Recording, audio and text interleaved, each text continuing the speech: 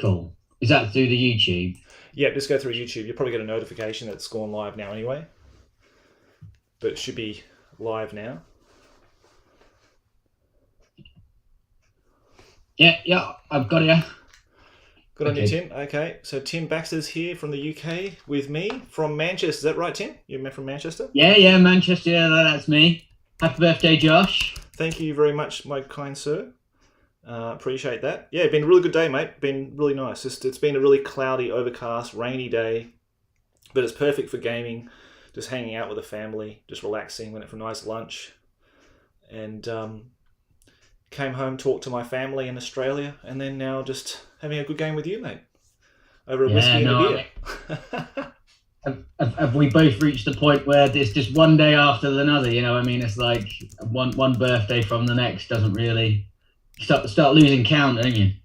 Yeah, I've lost count, mate. Yeah, I sort of forget how old I am, actually. To be honest, maybe it's a good idea just to make up a number as you go. How old you were when this was first out? Did you play the scenario when it was first out? No, never played the scenario, because what I did when I got the set, and I was about, I'm thinking I was about 17 when I got the set, and then my mate at school, to get him into the game, I said, you take the goblins, and I'll take the high elves, and that way we can play together. But he never did anything with them, as far as I know. So they probably ended up in the bin at some point later. So yeah, we never got to play the scenario. So thanks, Tim, for making this a 30th anniversary. And let's kick it off with 4th edition, playing the Battle of I can't even say it. Maugthrond Pass. There we go. I got it out in the end. Have you played it? Classic. I mean, I would have played it very, very poorly. I mean, getting all the rules wrong and things like that. I was 12 when I first got it. So, you're still learning all the rules and things like that. And I probably just would have rolled all the wrong dice and, got it horribly wrong. But it was still good fun. We can do that now. Then. We can do that. We're going to do exactly the same thing. We're going to get all the rules wrong, I'm sure. Nothing's changed. I mean, that I have to say that is a sensational looking board, and the miniatures are amazing. If I cast my mind back to my games, I was using it was the cardboard versions. And never anything painted, But we did the same, mate. We did the same back in the day. We had, we just had books for like hills and that kind of thing. We didn't know how to make hills. We didn't have flock. We didn't have all that stuff. You know what I mean? So basically, it was just like grab what you got. I think we had like shoe boxes at one stage. I mean, that's how crazy it was. But yeah, we just grabbed anything, like they say in the books. Like like they say, just grab anything that you've got. Grab the green coloured tablecloth as your flock board. Yeah, grab some books, put it underneath. We did all that to make hills and make nice contours in your board and that kind of thing. So it's only now, like yourself, that with your collection as well, you're painting up all your stuff now and playing games, that you can really give it the full 100% with all your painting skills and all your modelling skills and really give it aesthetically what it deserves, I think. Yeah, no, I certainly we're books for hills is our jumpers for goalposts kind of thing. Yeah. So we've got a couple of people here. Paul. Hey Paul, how you going? G'day. And might be an Aussie. And Johannes, of course. Good old Joel from the Flowerless Skulls. And thank you, mate, for your birthday wishes. Appreciate it. So thanks very much for joining us. So now, Tim, can you see the board okay? Everything all right, mate? I can, yeah. No, I mean, it looks cracking from here. Oh, good, mate. Okay. What's your prediction for this one then? Because on paper, to me at least, it looks as though it's quite a tricky one for the High Elves, because they arrive late, don't they? So. Because Eltharion doesn't arrive until turn 5, does he? Yeah, but they have got some really meaty magic items, haven't they? So they can plow through things. Yeah, I think Eltharion can just basically take on an entire unit by himself.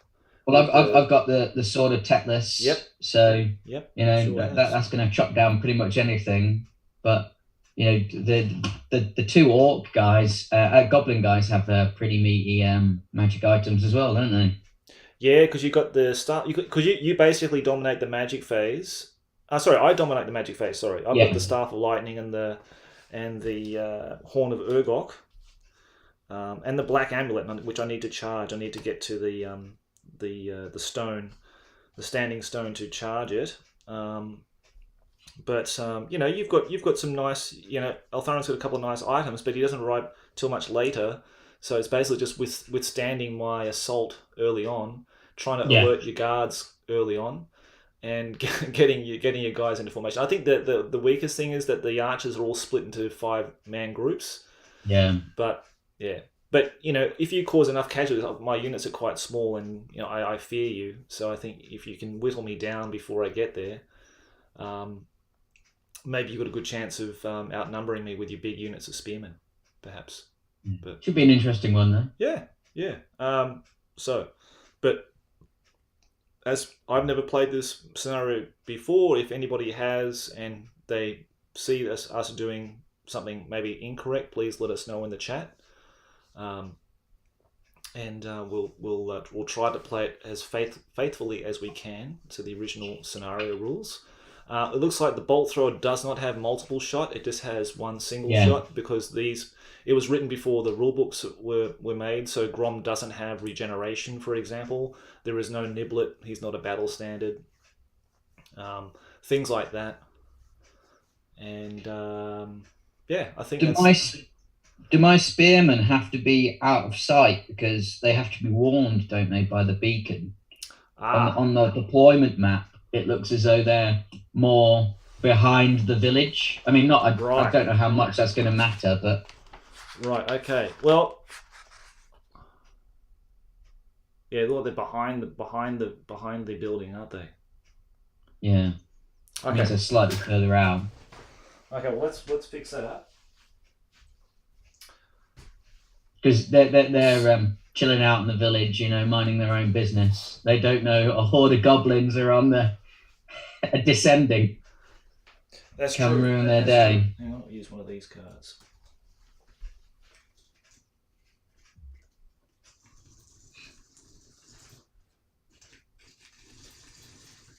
I feel like one of those old brigadiers in the army with those, they sort of poke their little meeples on the board and that kind of thing along the battlefield. I need to get one of those things with a handle on it so I can just push things around with it, like the old days. Oh yeah. Well, let's say the building's there. I think that's about right.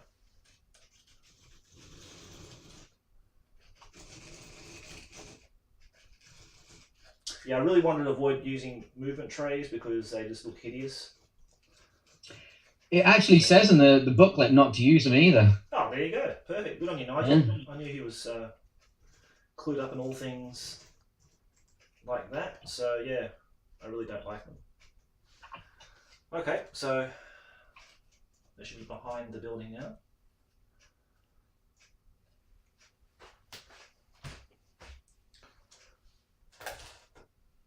So they can't see anything.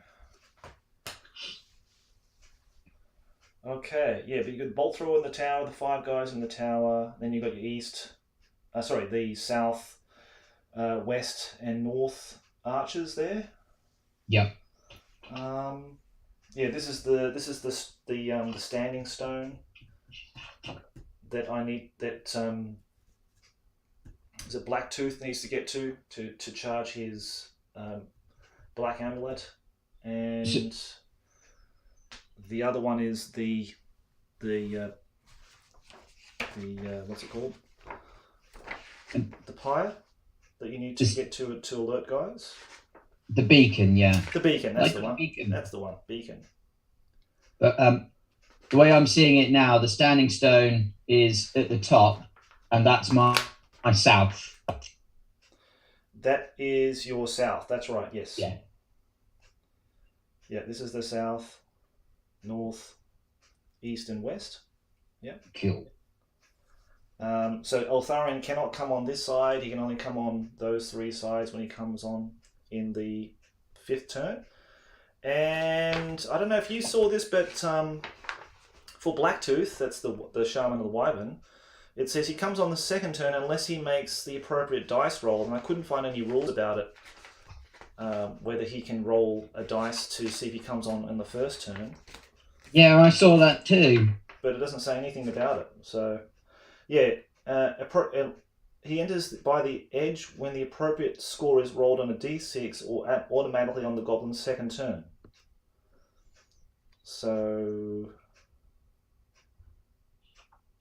he comes on the eastern table edge. He enters by this edge when the appropriate score is rolled on a d6. But I couldn't find anything about that. So maybe he forgot about it halfway through it. I don't know. Hi, Marcel. Don't know.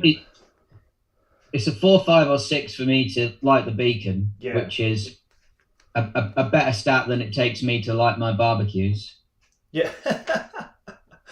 Well, they're cooking breakfast over there. They should be near the beacon to put their marshmallows on there, isn't it? Okay. So Blacktooth with the Standing Stone. If he wants to steal the magic power from the Standing Stone of the Elf Village, he plans to trap his magic in a black amulet, which will protect him in battle and make him even more powerful. To do this, Blacktooth must move into contact with the Standing Stone and stop beside it for the rest of the turn. As he waits by the Standing Stone, he is assumed to be stealing its power. Okay, so it looks like he has to be through the whole turn to steal the power. And then your warning beacon at the end of the elf turn, if the beacon is lit, roll a 4, 5, 6. If the warning beacon is lit, all other elf units will be warned, prepared to move. Okay, cool. I think they're the two big things. Mm-hmm. And of course, it has its own unique turn sequence when things actually activate and do stuff. So, but as far as the goblins are, they are all activated apart from Blacktooth from the very first turn, and it looks like the goblins get the first turn, don't they? Yes. Yeah. Okay. Okay, mate. Well, I think we're ready to go. And as I said, like, we're just here to have fun and play, take our time and just relax and enjoy the spectacle that is the battle for Maugthrond Pass. So we'll just take it nice and slow and see how we go. Okay, well, good luck. Sounds good to me. Good luck, Tim. With a couple of trips to maybe get more bogmans. Exactly. We need a few drink breaks as well, of course. Okay, well, it's now there's no animosity too. That's the other thing. That's the other major thing, because animosity was not part of. Now let me just check that, because if it's in the bestiary, I don't think it is, but I don't think animosity is in the standard 4th edition rule set. So I was thinking about that today. I did have a quick look. I'm afraid to say I think it is. Oh, if it's in there, that's cool. If it's in there, it's okay. Let's check, because that was going to be a big one. Goblins. It's got fear, animosity. Oh, it's got animosity. It's got a bit of animosity here, and it has got animosity. There you go. I don't get away that easy. So let's go. Let's go with this unit of goblins here. They do actually have names, and the community kindly put in some war chants. And what I might do just before we actually get on with it, I'm gonna read out some war chants, because they were really cool. They wrote some for both of us. So let me just go and check those out, because they're really cool. Some very very thought out and interesting little chants here. Let's see. Let's do the goblins first, because it's the goblins' first turn, and then when we come to the elves, we can do it for the elves as well. So, who we got here? Looks like it's my good mate Jürgen in Sweden. He said, "Goblins cry, elves die. Can change the second part to whatever race you face." Okay, cool. Nexus Paradigm says, according to the legendary Grom's appetite, for Grom to paunch, the elves will brunch. Haha, just kidding. That was quite cool too. Paolo Gigolo, I think maybe he's coming on today. Goblins chew and goblins bite, goblins cut and goblins fight, stab the dog and cut the horse, Goblins eat and take by force. Goblins race, goblins jump, goblins slash and goblins bump. Burn the skin and mash the head. Goblins hear and you be dead. Chase the baby, catch the pup, bonk the head to shut it up. Bones be cracked, flesh be stewed. We be goblins, you be food. I think that's quite a nice one. Brilliant. And the Jank Master, I thought this is absolutely awesome.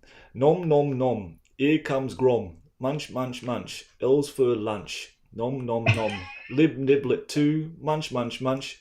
Pointy ear stew. I think that wins the one for me. I think that's a great one. That one.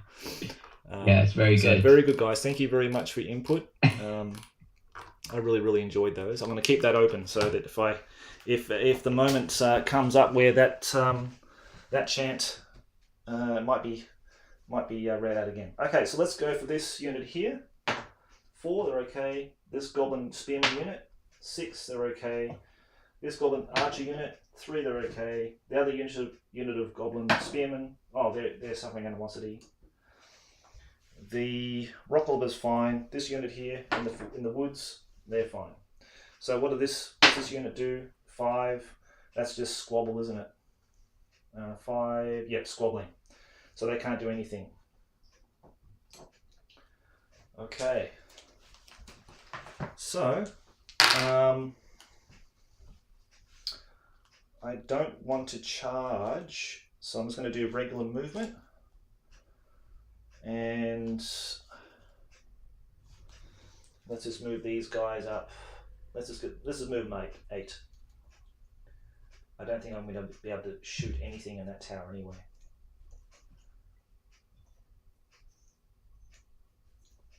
So move these guys up 8. My main 4th opponent that I play fairly regularly is a Goblin player, and I always live in fear of fanatics because they're just so deadly. But it makes me a lot more happier about this that there's nothing in there that. Mate, you don't have to worry about that. Yeah. Fanatics are lethal. You're safe today, mate. Safe. So they're all going to also move 8. Shoot them bows. Next turn. Not now.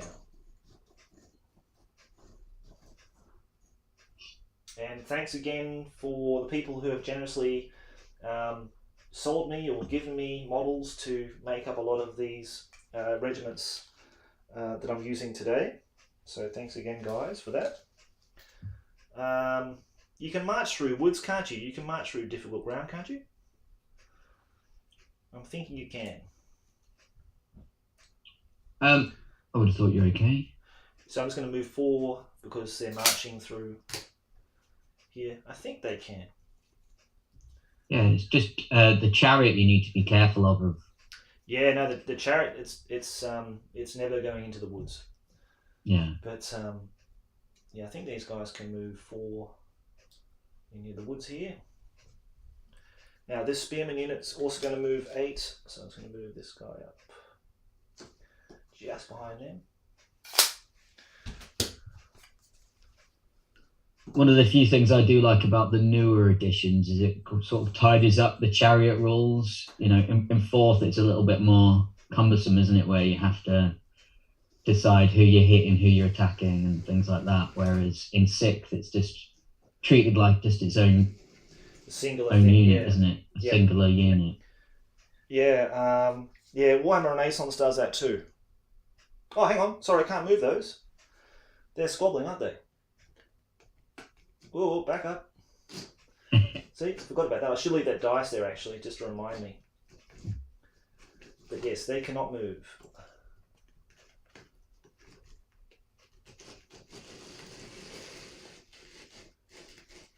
Okay. Now this unit can move. It's going to be just up to there.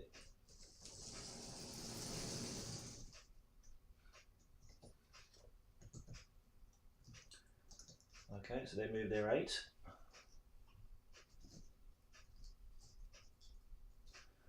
Then Grom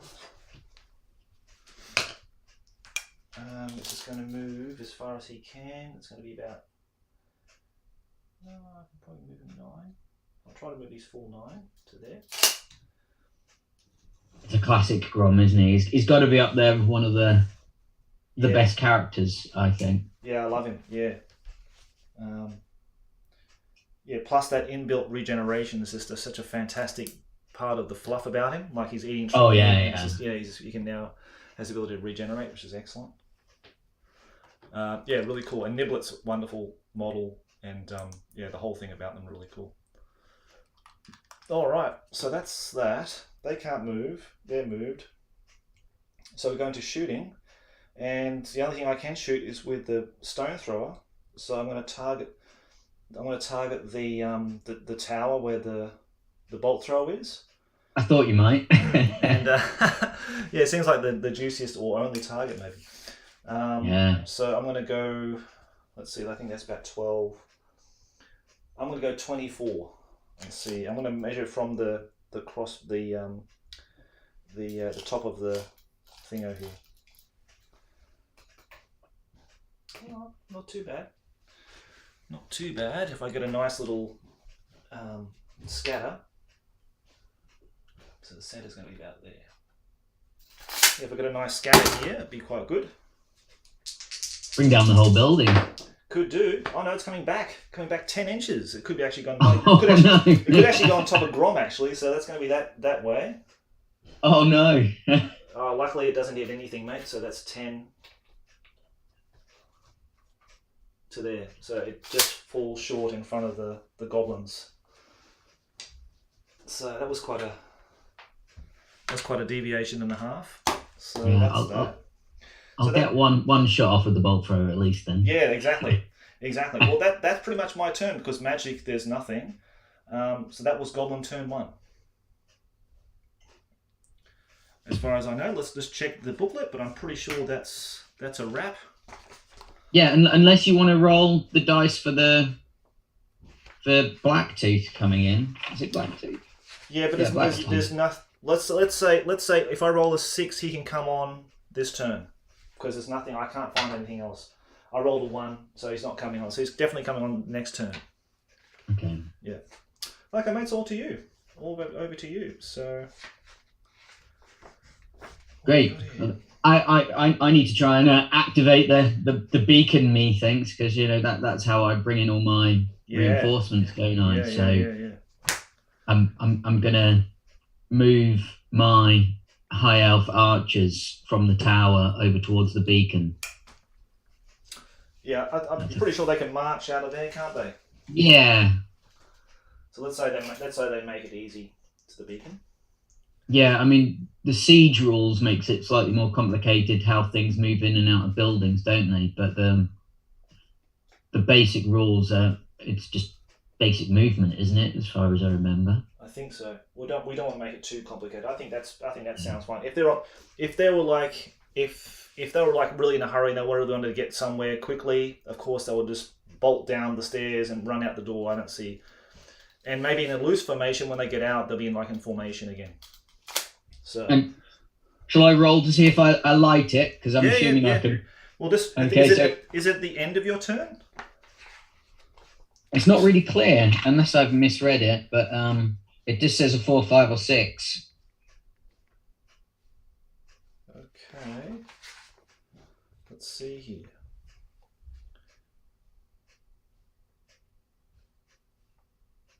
Okay, no, you can, because it just says you cannot. It says here, all you need to do is move an elf into next to the beacon. He cannot shoot or fight while trying to light it. Yeah, so that's right. You just do it now, mate. Yep. Yeah. Okay. Here we go. Let's see how strong the wind's blowing. If he, right. I got a 2.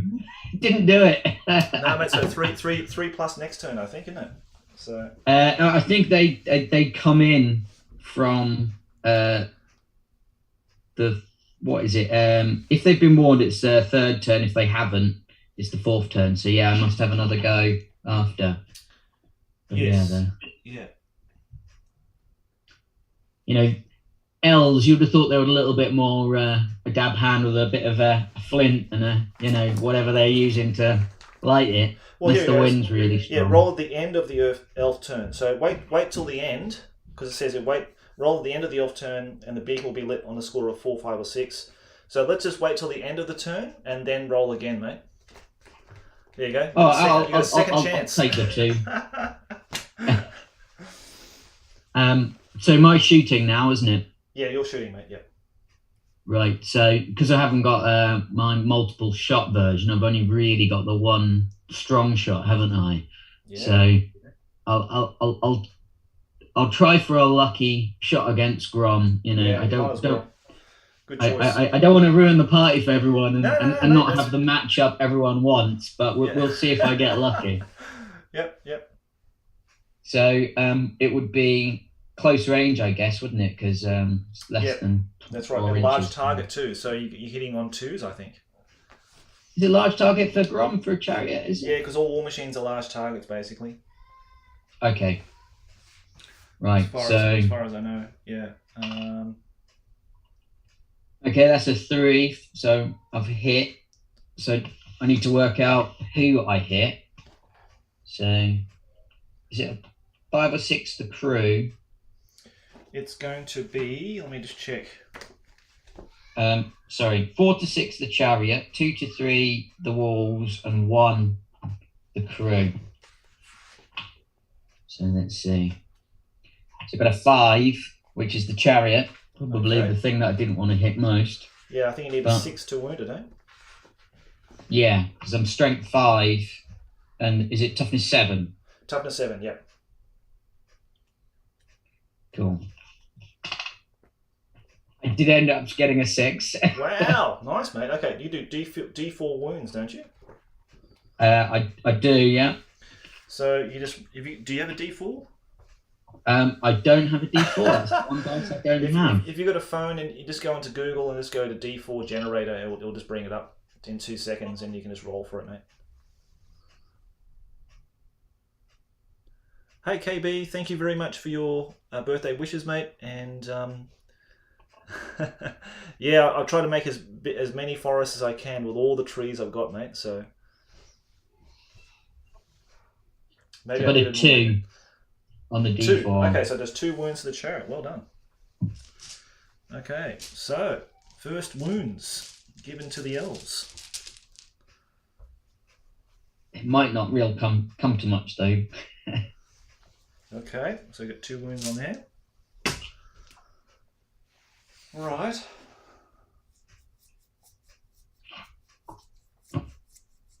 Okay, and is that the end? That's all I can do, yeah. Right. My other chaps are chilling out in the village, unaware of the goblin horde descending down on them. Yeah, that's it. Okay, we'll go to I might use that with the white dice. We'll go to so the goblins turn 2. So let's roll for animosity. Oh no, the Blacktooth comes on. Is he coming right now? Yeah, and you can move them normally. He just pops at the edge. Right. Of the board. Right. So you can have a full turn.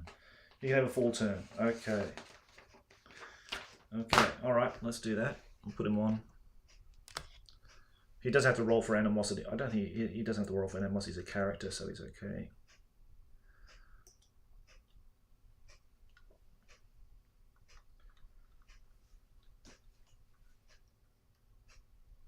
And you just have to land next to the stone, I think. You don't have to roll or anything. It's just activated. Yeah, I suppose I come in this way, like that. And then I fly over there. 24. Can it reach it? No, not within. It goes about there. There's not enough to reach it. Okay, now let's roll for animosity for the other units. So this goblin archer unit here, 5, okay. This unit of spearmen, 5, okay. This unit of the goblins, 3, okay. This unit of goblin, 1 again. this unit of goblin archers over here, 1. Okay, so we've got 2 1s here. So I'll leave those dice there so I know I don't have to move them. Okay, this unit of goblin spearmen, 5 squabble. This unit of goblin archers, 4 squabble. So they're squabbling. All right, so then the remaining moves. Now I'm going to be in range of something, so I want to move these guys. I'm actually going to move them up, waiting for your spearmen, because my spearmen are languishing out the back here, squabbling. So yeah, let's move up 8, or at least 6. I think 6 would be good. Just waiting for the spearmen to come.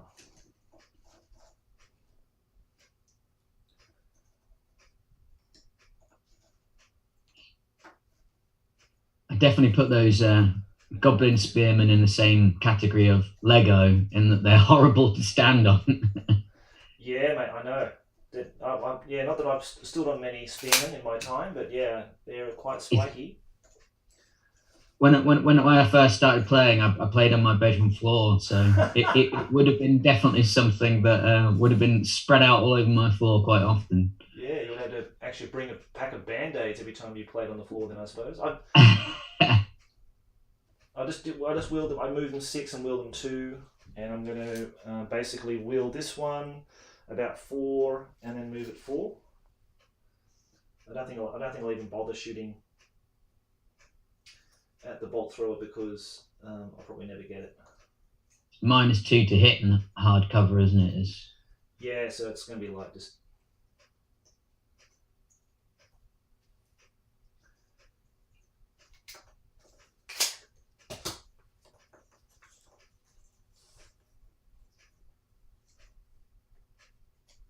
Something like that, and then this spearman unit. Actually, I might move Grom first. I'm going to move him like that, and go 9 here, and go like that.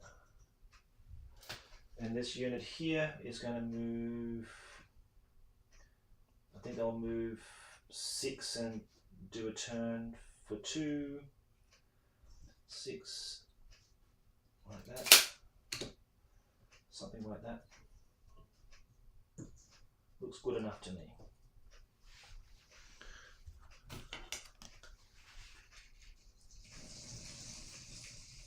Look at that. Beautiful. And then these are 2 squabbling units. So that's my movement, and then yeah, of course, the magic phase. I can do something in the magic phase. I've got my Half of lightning, isn't it? The lightning stuff. I can use that now. I've got the Horn of Urgok. I don't want to use that anyway. That's what Grom's got. I don't want to use that anyway because it has to be units in hand-to-hand combat. Yeah, that's for rallying, isn't it? Yeah. So when troops are fleeing, I can cast that spell, bound spell, to make them rally again. Okay, so that's all that. Then I'm going to do shooting. I'm going to go 26 inches this time. It should be pretty much smack on. Yep. Yeah, it's going to be right on. Right on the bolt thrower. Boom, boom. And I just got to hope and pray to Gork and Mork that I get a hit. I got a hit. Beautiful. Hey. Nice. Okay, so it's a direct hit onto the bolt throw itself, and it's going to be a 4+ for the other 2 guys. So roll for them. One's hit, one is missed. And I believe... Is it strength 10? Is it a big rock lobber for this thing? I would have thought so. I'll just check that. It doesn't really distinguish, does it? What's it say? Yeah, it must be because it's a range 60. Yeah, it's got strength. On the thing, it's got range 60, strength 10, d6 wounds per hit, save none. Okay, so for the crewman, he's dead. And then for the bolt throw itself, just 2s, isn't it? Strength 10 against toughness 7. Yep. Yep, it's wounded, and then d6 wounds 2. So you still got 1 wound left. Lucky you. Live to fight one other turn. Yeah, mate. Yeah. Well, that was a nice hit. Now, does the building get hit? I would have thought so. Yeah. Okay. Well, let's roll to see if we hit the building. I'm going to 4+. Yep, it hits the building. So let's check the building rules. I haven't done this in a long time. Yeah. No, I'm the same. Actually, not in here. It's the rule book. It's a 10. The stone tower. Would you say it was? Yeah. Yeah. It's a stone tower fortification. So toughness 10. Yes, it's toughness 10. So I need a 4+ to wound it. I roll a 1, doesn't wound it. Okay. All right, getting the scenery in action there.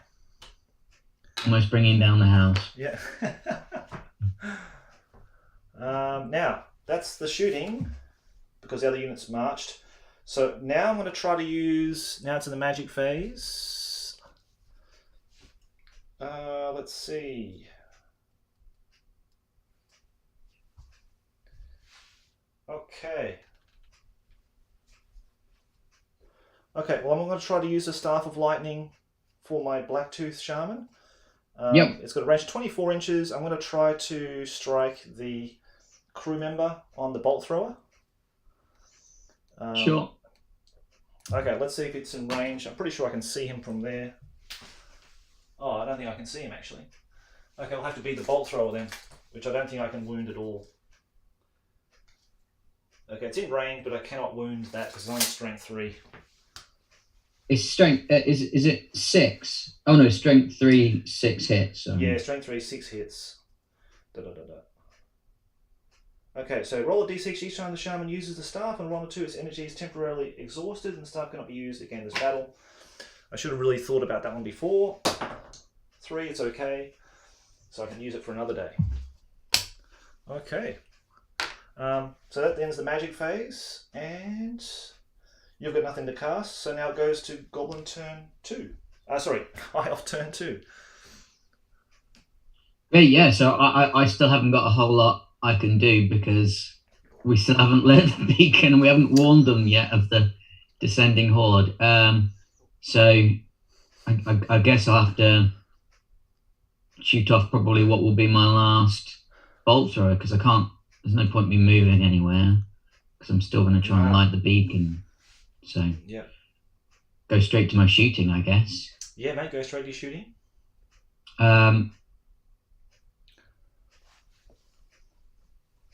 I'll try a shot across the side of those goblins archers that I can shoot down the line there, can't I? So yeah, that's fine, mate. Yep.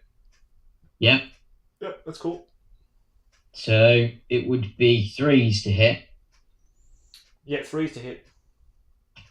Yeah, I've got 5. Okay, then 2s to kill for the first one. Okay. Yeah, the first one's dead. Okay, and then it goes to Strength 4. So 3s to wound. Nope. Oh wow, just one Just guy. the one. Hooray! The gobbo sing. I was hoping to make a goblin barbecue, kebab for my bacon. Yeah. Oh, okay. Do. My wife's just going out for a tea. Okay. Well, that's a bit of an anticlimax. Because last turn you almost took out my chariot, but this time you only killed a goblin, so that's a shame. But then I'm making it a bit difficult for you for targets, that kind of thing now. So yeah, it was too tempting a line not to shoot down. I was imagining it was gonna take out at least 4, but it wasn't to be so. Yeah. And I guess the only other thing is for me to try and light that beacon again. Yes, that's what you can do, mate. Yep. Light the beacon. Maybe I need a hobbit to do it instead. Right. Here we go. Go for it, mate. Yay, 5. Oh, nice one. Okay, it's lit. The beacon is lit. So that basically activates everything else on the board you can now move and fight with from your next turn. Is that correct? Yes. Everything basically is activated now, yeah? Yeah. Cool. Okay, excellent. Now, Now that's the end of the turn 2. We're about to go into Goblin Turn 3. But before that, I'm just gonna head downstairs to fix another drink, and just check on my son, and maybe bring my son up here. So it's a good time. Just have a quick drink break, mate. Yeah, I'm sure I've got another bottle of Bugman's I can go and grab. Okay, Tim. Okay, you go and do that, mate. I'll be back in a sec. Great. Okay, Johannes says all my goblin shields that I've painted for a unit of 24 goblins just got covered in white as one of my paint boulders exploded. Wow, sorry to hear that, mate. That's terrible. And Caledonians here. How you going, mate? Thank you very much. Yep, go and watch it when you come back, mate. So I hope you enjoy it. Thanks again for coming on to say hello. We'll be back in a sec.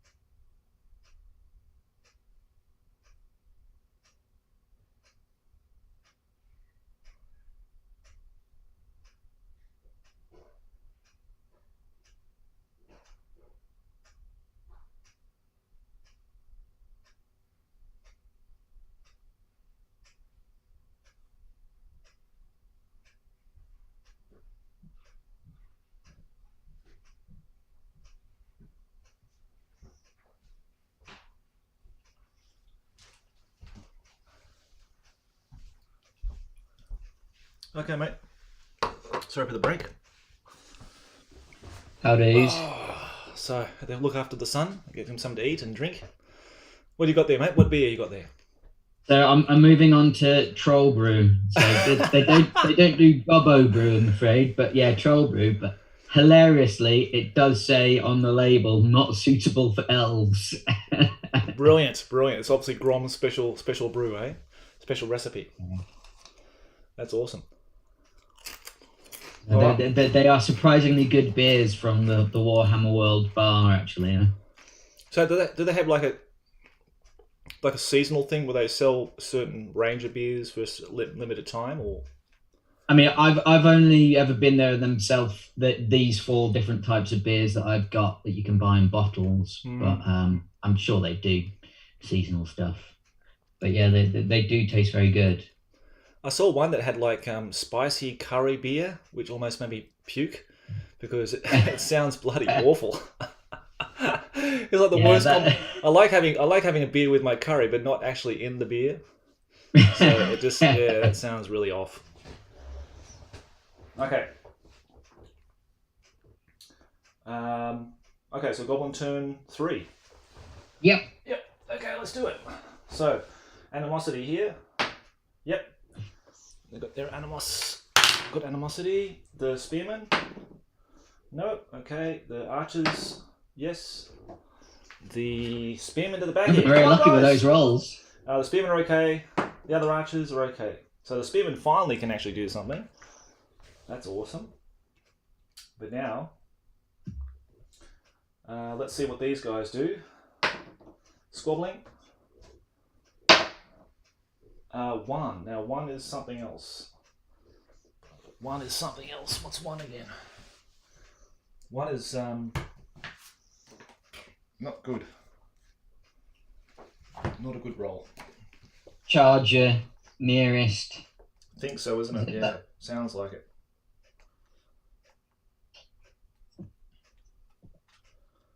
One. Get him. The closest Orc and Goblin unit to the affected unit is asking for trouble. I mean, I'd always say that about all Orcs and Goblins. Right, so they'll turn... Everyone's asking for trouble. Yeah, they will turn to face... Looks like the closest other Orc and Goblin unit.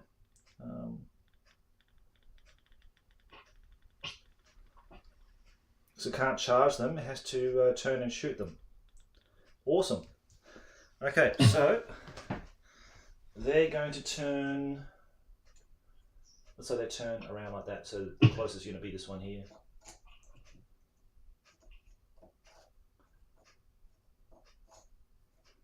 And they're going to shoot this unit of spearmen as they were taunting them. So, you dirty bastards. So, put some bow shots. And they have got some pretty good chance, to be fair, so maybe they were jealous. They'll be the most effective shots in the entire game. So I'm going to put the dice here to say they're affected by animosity. The other unit can't do anything. Charging. I'm not going to charge anything.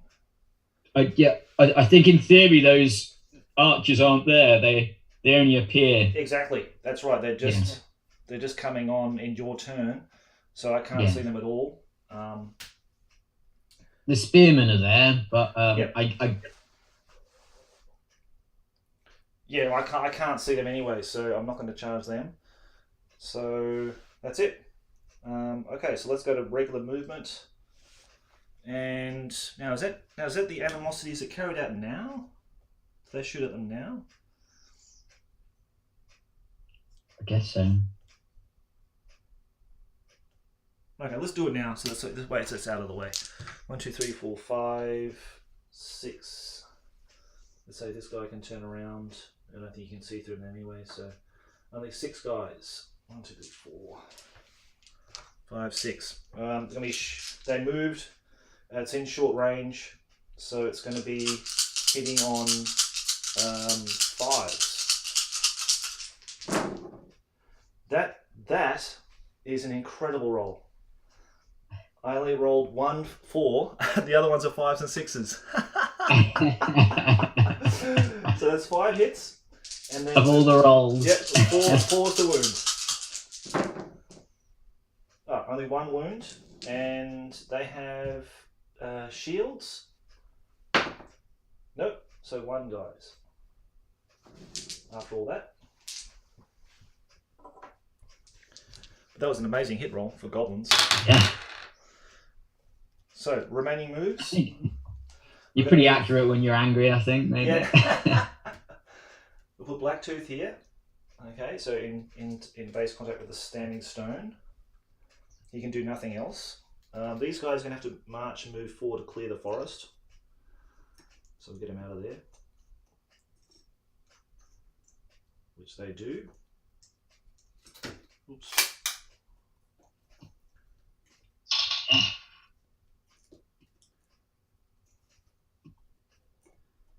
And then these goblins are going to march up.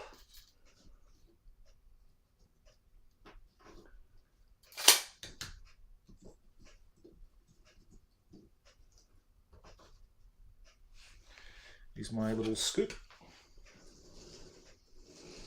Hurry them along. Okay. Here we go, here we go. Finally get in there. Yeah, finally moving. Finally doing something.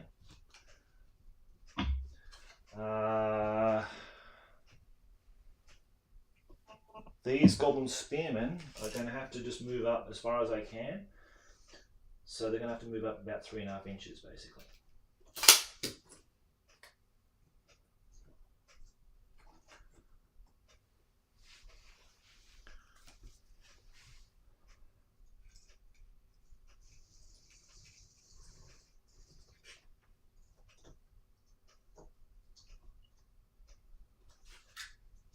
All right. Then Grom, he's going to move up here, so he can move to 9.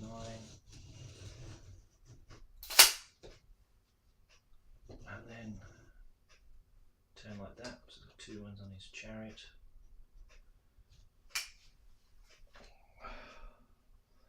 And that's all the moving, then all the shooting.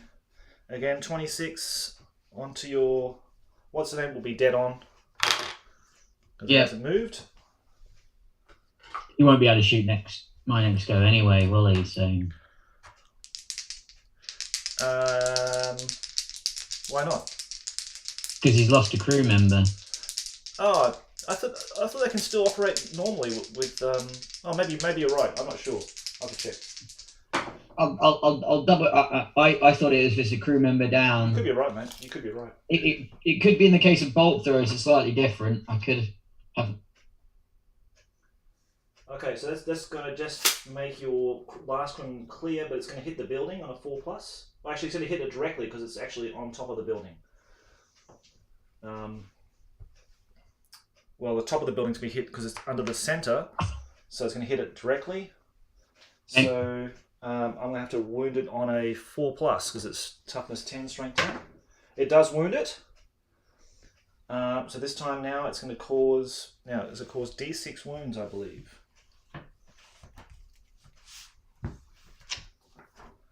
For a large stone thrower. Yep, D6 wounds. 1. Wow. So 1 wound on the tower. It's got 10 wounds, I think. So it's going to take quite a long while before I get it down. But yeah. Yeah. There you go. 1 wound on the tower. I did double check. Sorry. No, you were right. I can still shoot the bolt. Yeah, pretty sure you can, mate. Yep. That's cool. It's other war machines that get slowed down. Sure. Right, okay, so that's moving, that's shooting. Blacktooth can do nothing for the turn because he's in base contact with the stone. I don't think he needs to do anything else. Let's double check that. That means he gets the black amulet, isn't it? Activated. Let's see. Must move into base contact with the standing stone and stop beside it for the rest of the turn. As he waits by the standing stone, he is assumed to be stealing its power. Once the power is stolen, the black amulet starts to work. It is useless until it has been activated in this way. Okay, So, Blacktooth gains protective power of the amulet in the magic phase of the turn that he moves next to the stone. So now we're moving to the magic phase. He activates the black amulet. That's cool. And then I'm going to try to use my staff of lightning. And is it worth doing it against your just one guy? Because it only targets one guy. I mean, the spearmen are definitely there, so can you not see the spearmen? Yeah, I can see the spearmen from here easy. So yeah. I was just thinking, is it a waste just to let one shot off and hit one guy? It may be better just to put it onto Eltharion when he comes, but then.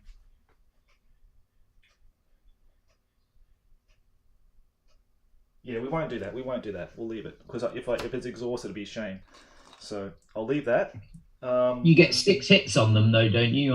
Because it's just the staff of lightning they can do. But it only affects one model. Striking the first model in its path. The model sustains 3 strength 6 hits. So it's really good against Eltharion because. If I randomize, I think you've got to randomize it, I'm sure, between him and the Griffin, but that'd be really good against them, but not against just a unit. So, yeah, I won't do that. Okay, it means that's the end of the elf turn, the Goblin turn 3. So now it's the high elf turn 3. Great.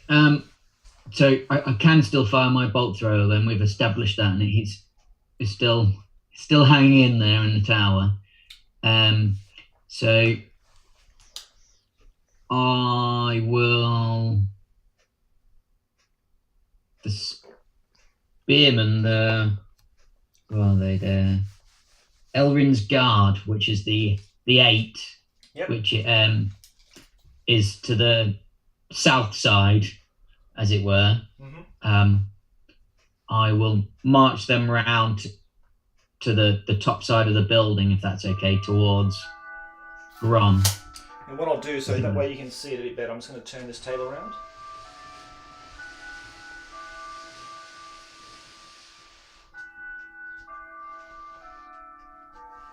You can probably see it better through the zoom camera and through the. Yeah, there's quite a delay on the YouTube one. On the other one, I might just swing it right around so that way you can see it on the other camera too. That will make sense.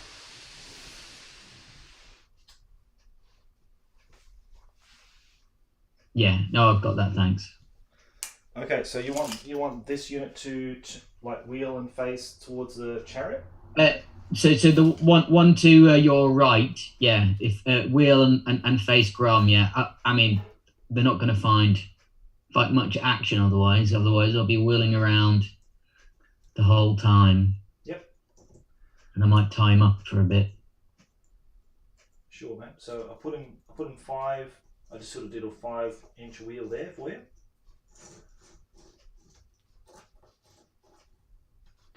All good? Yep.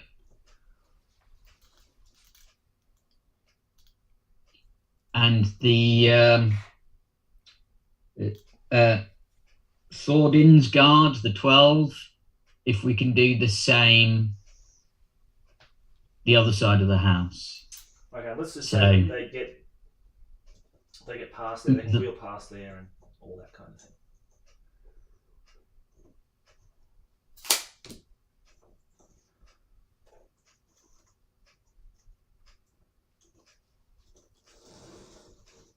Okay.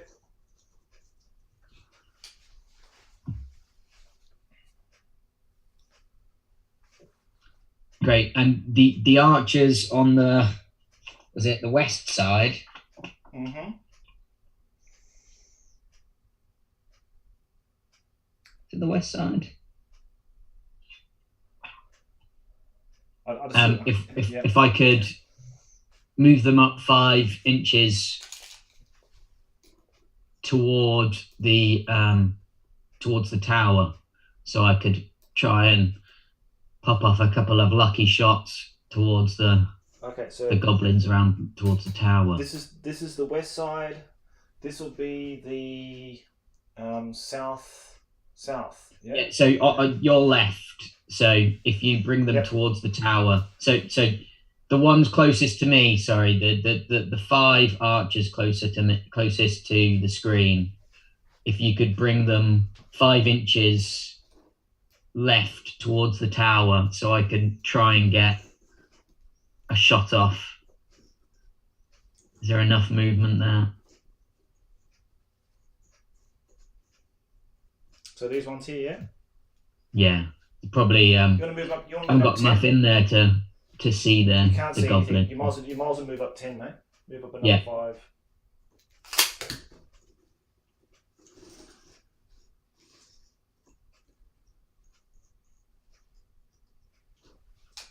Okay. Now this unit here, yeah, you can maybe go 10 to swing around. For next turn, you can shoot the goblin archers on this side if you want to. Can they not see the archers where they are? They can see. Yeah, let's do it. Let's say they can all see them. Yep, no problem. Okay. So I'll leave everything else as is, and try and the guys near the beacon. Oh, sorry. Yeah, no. The beacon chaps. If we can swing them around to face this way, the goblin archers that are closest to the tower.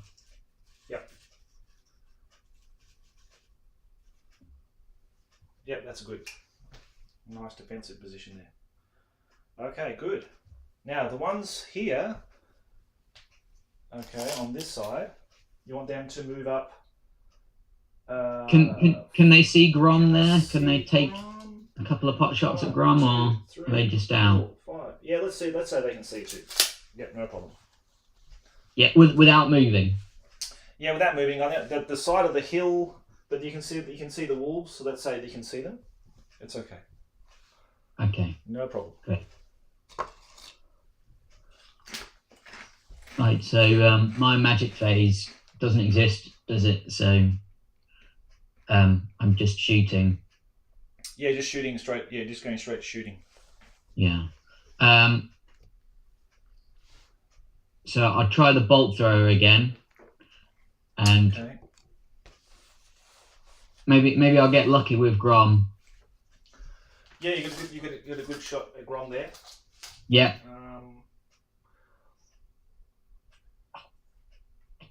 So it's fire Grom. It's within close range, isn't it? Yeah. So you're hitting on 2s because it's a large target. No, I rolled a 1. Way! Wow, Grom got away there. It would have been a hard push to bring down that last wound. Yeah, for sure, mate. So I'll try the other 5 archers, which are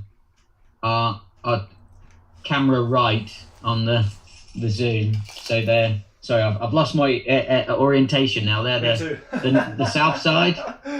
That's fine. I think they're because it's east, west, south, north. Yep. Yeah, that's right. South. So side, yeah. So the south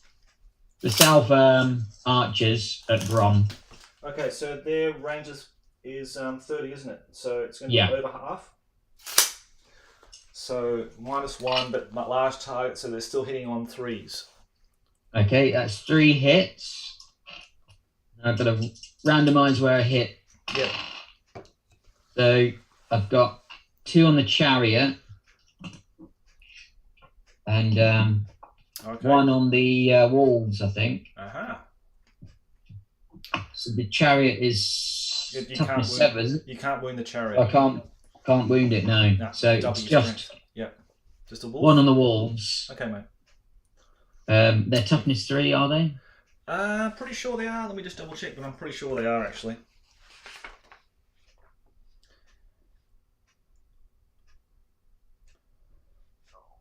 Wolf. Toughness 3. Yep, so forced to wound? Yep. Oh, got one. Okay, so it's a one wolf down. 1 wolf down. So which if anything is great news for me, because if I've learned anything, horses and wolves always do the worst damage in hand-to-hand combat. They do, mate. They're the most dangerous beasts in the old world. Vicious. So the other archers have marched from the west. Now the north archers into the goblin archers. Yep, okay, so you've got 5 here, you've got 5 there. These 5 are going to be, under half. Long range, I would have thought. So in short range, and these guys are going to be long range. So yeah. So I'll do the ones that haven't moved first. So they're 4s because they're long range, aren't they? Yeah. Okay, that's 3 hits. Okay. And 4s to wound. Okay, one dead, unless they got light armor. Nah, mate, I don't think so. I doubt it, but I'll check. But I don't think so. Very surprised. Actually, no, because they're just that could be goblins. They're just standard goblins. Night goblins can't take armor, but archers. Yeah, they're goblin archers, but nothing. No, I don't think they have them. Nothing. No. Don't think they have it. No. No. So the other 5 moved, but they're in short range, are they? They're in short range, so hitting on 4s again.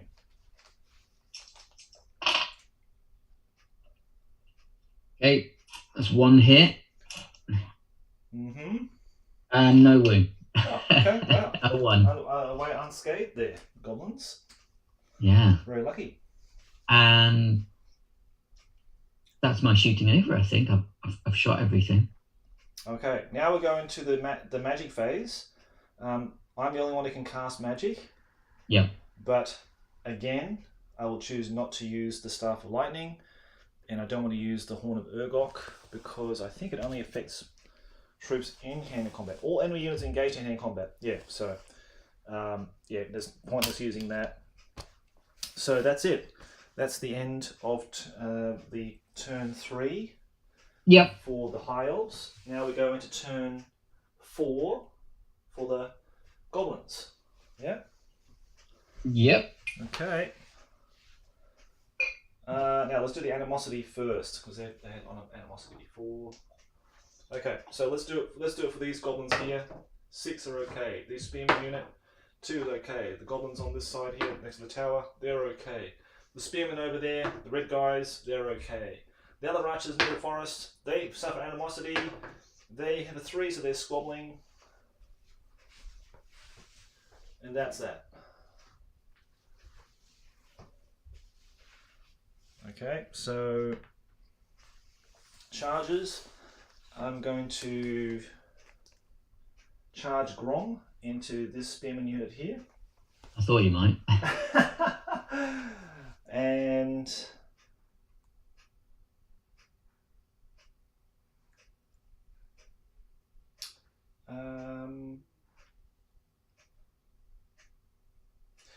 now, okay, well, I'll declare a charge with Blacktooth as well. So if Grom comes in from the front, he can come in from the flank, I believe. Or they both have to come from the front. Yeah, because he's not in there. He's not in their flank arc, is so they he? both have to come into the front. I just hope he can fit. Okay, well that's what we're going to do. We're going to declare 2 charges there. You'll have to make a terror test because of the wyvern. Yep.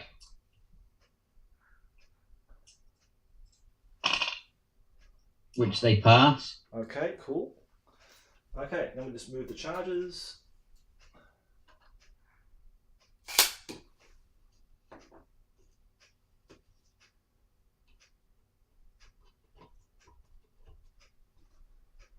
So 2 wounds on the chariot, and 1 wolf dead. And he'll fly in. Yo! Should we just make it in there? Like so. This will be pretty a deadly hand-to-hand combat, that's for sure. Then the regular. Not going to be pretty. Yeah, it's not going to be pretty, mate. Yeah. I don't think I had real much choice from the position that they were starting in. So. Yeah. Okay. Well, I won't move these goblins archers. I think I'll just shoot these guys on the hill here. As you can see me, I can see you. No problem. These goblin archers here, they're going to have to move in order to make space for the other guys. So I'm going to move them up 4 inches.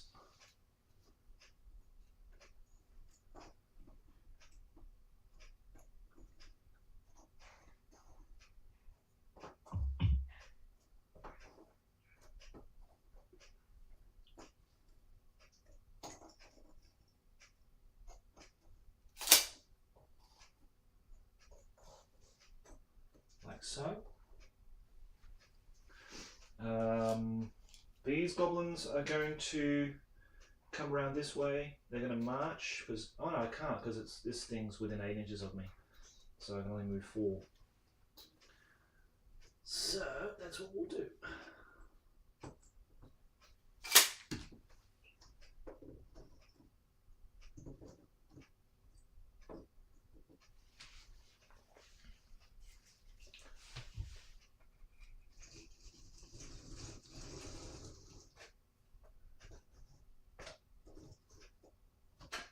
To there, and these guys can move up 8 because nothing's within 8. How does it work with charging into a building force? I forgot. Can you declare a charge into a building? I mean, Pretty sure you can. I don't know how it works, mate. To be honest, I haven't done it for so long. yeah. I mean, everything I play is an open field. Yeah. Yeah, the buildings are just sort of like a nice little visual thing on the corners and sides of things. But that's a good point. Yeah, because we usually don't have to make buildings. Do you have to make it to the door first and then go up and like sort of go around? I'm not sure, to be honest. Yeah, I don't know whether they covered most of those rules in it, but usually we have I'll put an advanced hero quest tile on there and have the models sitting on there so you can go into the rooms and try to attack them in regiments, but I don't know how it works in 4th edition. I'm not sure. No, I've known for such a long time. I know it may not seem like it sometimes, but I've played loads of 4th over the past year and it's just never come up. Yeah, because in our games too, mate, we don't have any fighting within buildings at all. That situation just never comes up. We should do more of it, actually. We should have some kind of scenario where we have to take out. We have dwarves sitting in a brewery or something like that, and the opposing forces have to get them out of the building. That could be a good one too. My memory is not what it is, but I'm sure I've read some sort of White Dwarf article where they descend down into a Warhammer quest tiles. Ah, right. Yeah, that's in one of the journals. Is it a journal, is it? Is it the dwarves versus the night goblins or the Skaven? I can't remember. It's night goblins, I think. Something along those lines. Yeah. Yeah, it's in one of the journals. One of the guys brought it up. It's the guy from Poland, Sebastian. Titus. He brought it up in one of the discussions on the 4th and 5th edition Facebook group. And he had pictures of him playing it with his friends there. So, yeah. It was cool. I know. It's definitely one to try. How about a city battle? Johanna says. Yeah, I think a city battle would be pretty cool. Yeah, we can do that. I think the one I'm thinking of, is when 4th first came out, and it was a grave, I think, that you had to attack, and there was some sort of fight in a grave or a mound. Bretonians versus dwarfs or something like that. That's a 3rd edition battle report, mate. That's a 3rd edition one. I remember that one very well. 3rd? Yep, 3rd edition. And there was undead guarding the tomb. It was a tomb. It was an Ariel's tomb or something. There was an Elven mage as a ally, and it had dwarves and Bretonians and the elf mage against somebody else. I can't remember who it was now. But yeah, I remember that. I particularly remember that battle report. I think it was the last battle report before they went to 4th edition. Right. From memory. Okay, so we're going to do this artillery piece. Yep. 8 inches this time. Wow, it's going all over the place. No misfires. I'm really happy. 8 inches. Is he having some troll brew of his own? Is he? I think so. 8 inches goes there, so it hits back, smack back, bang in the middle of nothing. So that's okay. So the bolt thrower survives again, and then They haven't really made much of a difference in the battle so far, have they? The bolt thrower or the nothing much, nothing major. Nothing that makes any difference. No, nothing makes any difference, mate. To be honest, but that's cool. They haven't I haven't rolled a misfire, which is incredible. So I'm just happy about that. I'm quite surprised. Okay, let's say they're out of short range. So it's 5 archers shooting your archers on the hill here. Yep. So they'll be hitting on 5s. That's 2 hits. 4s to wound. No wounds. You can breathe a sigh of relief. They've all got light armor as well, which is something that I would never have normally given my archers in any of the lists I do. It's a waste of a point, maybe. It is a waste of a point.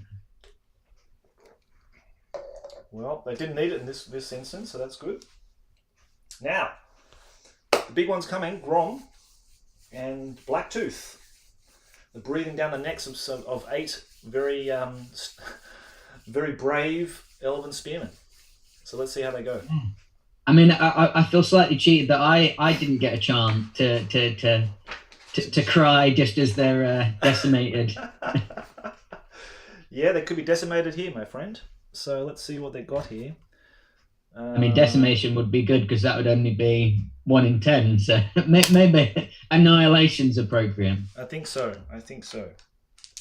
Okay, well, let's go with Grom first. He's got 4 attacks, weapon skill 5 against your weapon skill of 4. So I think that's still, let's see, 5 against 4. Still 3s to hit. 3s. And hang on. I fear you. I should have made a fear check. Yeah, I fear you, so I should have made a fear check before I charge into you. Does even Grom still fear? I'm pretty sure he does. He's a goblin, so he does fear you. Yeah.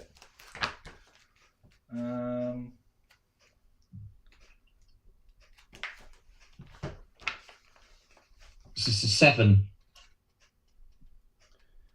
7. Okay, let's roll. I rolled a 4, so no problem. Okay. So that's good. Okay, so he rolled this amount of dice, so he got 2 hits. His strength is 4, toughness 3, 3 to wound. Yep, 2 dead.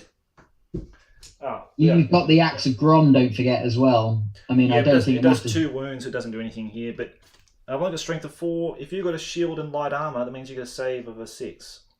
Oh, no armor saving throws allowed. Sorry. Yeah. So 2 dead, automatically dead. Okay. Then, the impact hits from the chariot. Well, don't forget that. And he's got side wheels, isn't he? Yep, he's got side wheels, so +2. 5, 6, 7. Ooh, this is going to be nasty. 5, 6, 7. Wow. So that's 2s to wound. Oh, 2s to kill, actually. 2s to kill. You won't like that roll, Tim, because that's 7. Is that the lot? That is everything. Yeah, I'll just kill everybody in 1 hit. So that's pretty shocking. Sorry about that. It's my birthday gift to you. Yeah. Yeah, Grom certainly brought back the birthday gifts there. It was that was quite a smash and dash. So yeah, the Wyvern, Blacktooth, and Doom Serpent didn't get to do anything. So Grom showed them how it's done. So that was the only hand-to-hand combat phase. Yeah, that's it. That's the only hand-to-hand combat. We're going to magic. And again, I will not use the Horn of Urgok. I won't use the Staff of Lightning. So we go straight into High Elf turn 4. Great. So I've got the models. Obviously not as well painted as yours, but I've got the models Beautiful, mate. in front of me lined up, and I've just sort of pushed aside a load of high elf spearmen now. So classic. That's awesome. No, it's turn 5 where it all gets interesting for me. But yeah, turn 5 is going to really swing it, I think, for you, mate. Yeah, because you got that. You're the killer on the table, the hunter. Yeah. So I'll declare a charge. It looks as though I can see the spearman can see the goblin spearmen. Are they from here? Yes, they can see them. No problem. So yeah. If you want to charge here, no problem at all. Yep. Great. I will hold. But I've got to make a fear check when you do that, of course. I don't want to forget fear because, I fear you every time. So let's roll for them now. That's 6. That's a 6. Oh, they're just within Grom's leadership. My goodness, that was lucky. Oof. So he's got leadership 7, so that's easy. They're in, so they're no problem. Okay. Anything else, mate? Any other charges? I think that's it, isn't it? Yeah, I think that's pretty much everything. All right. Charging wise. So 10 easily gets you in there, no problem at all.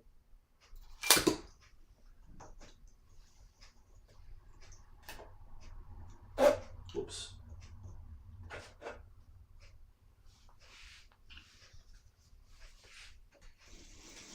So I'm shooting again. Yes. Now you want to do any other moves? Any regular moves? Like can the West Side boys, the archers just in front of you? Yep. Can they see the goblins by the tower? Have they got a clear line of sight to those? These guys here? Yeah. There'll be a hill in front of them, so they can't see them. There's a hill. Yeah. Okay. Well, I'll spin those around then to try and take out more wolves with a bit of luck. Okay. So what do we do? We go. So yeah, if we can pivot those around towards Grom.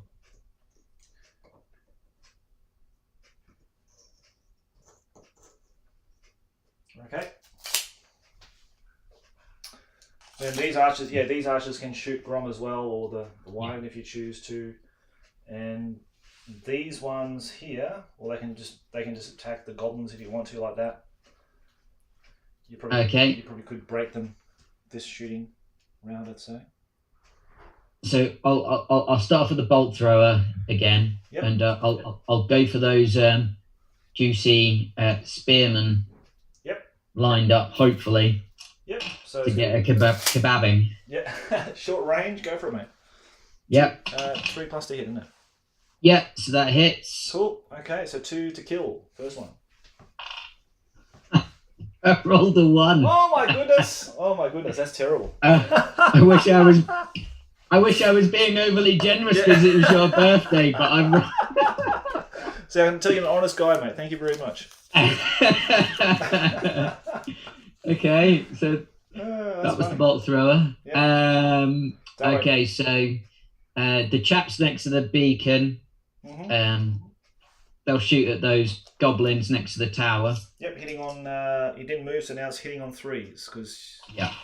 Okay. I mean, I just want to say Yahtzee. If you ever played, I've got 5 5s. Wow, Yahtzee! Yes, I love Yahtzee. Well done. Okay. And 3 dead. Oh, nice one. Now that was 3, 4, 5, 6, 7, 8, 9. 9 goes to 5.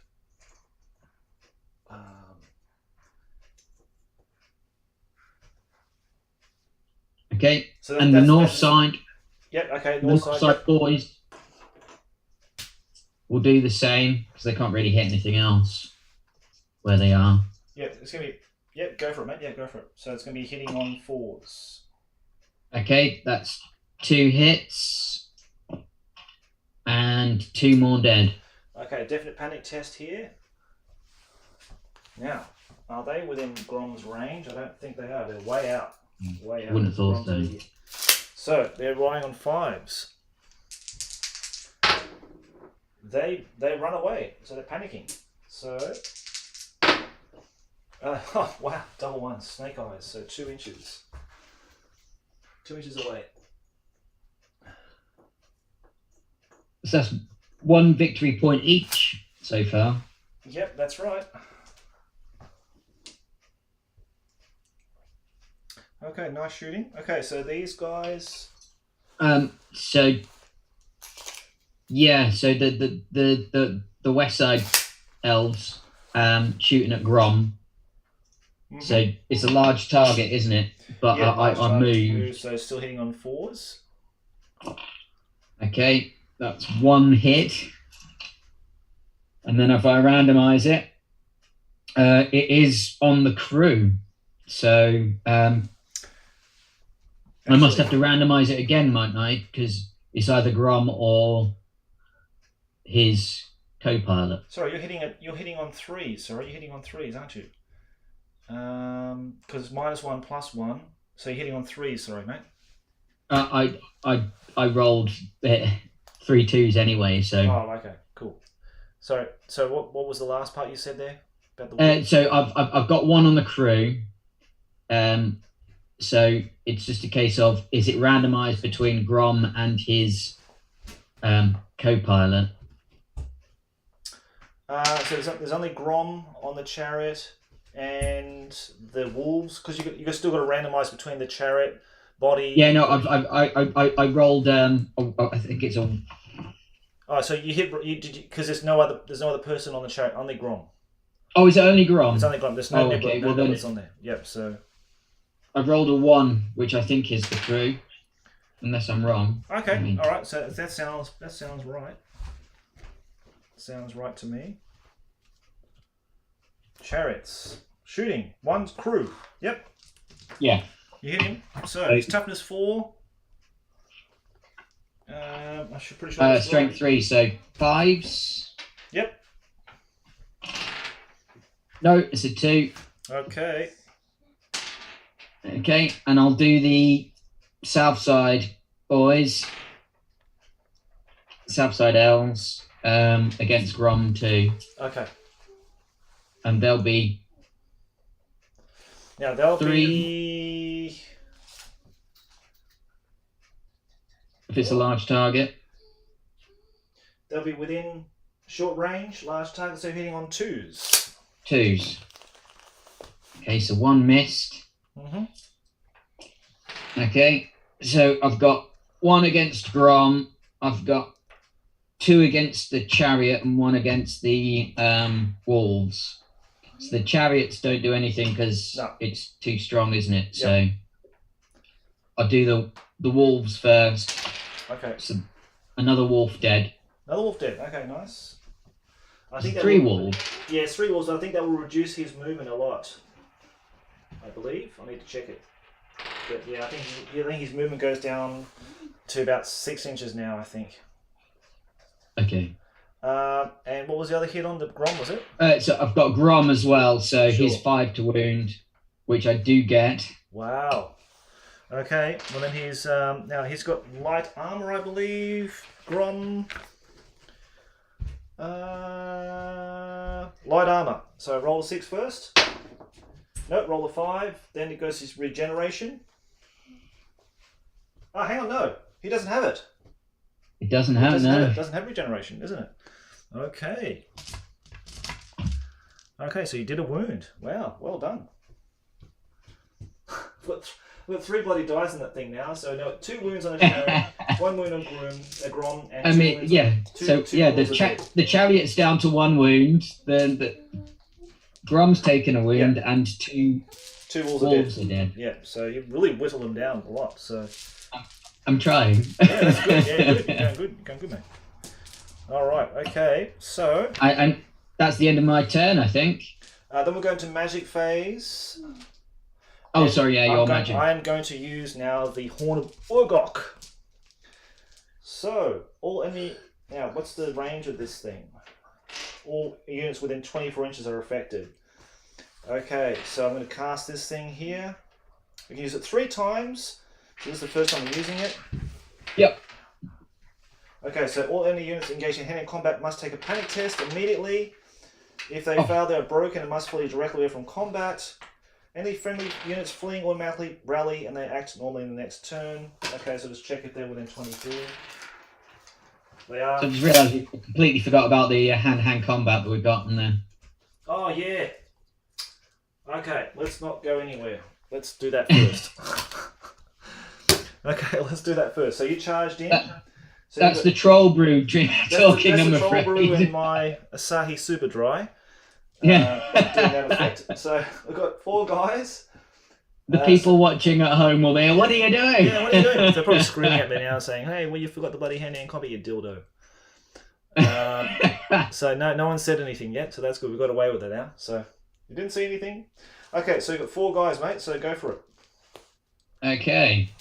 4 dudes against 4 dudes. So hitting on 3s. Yep.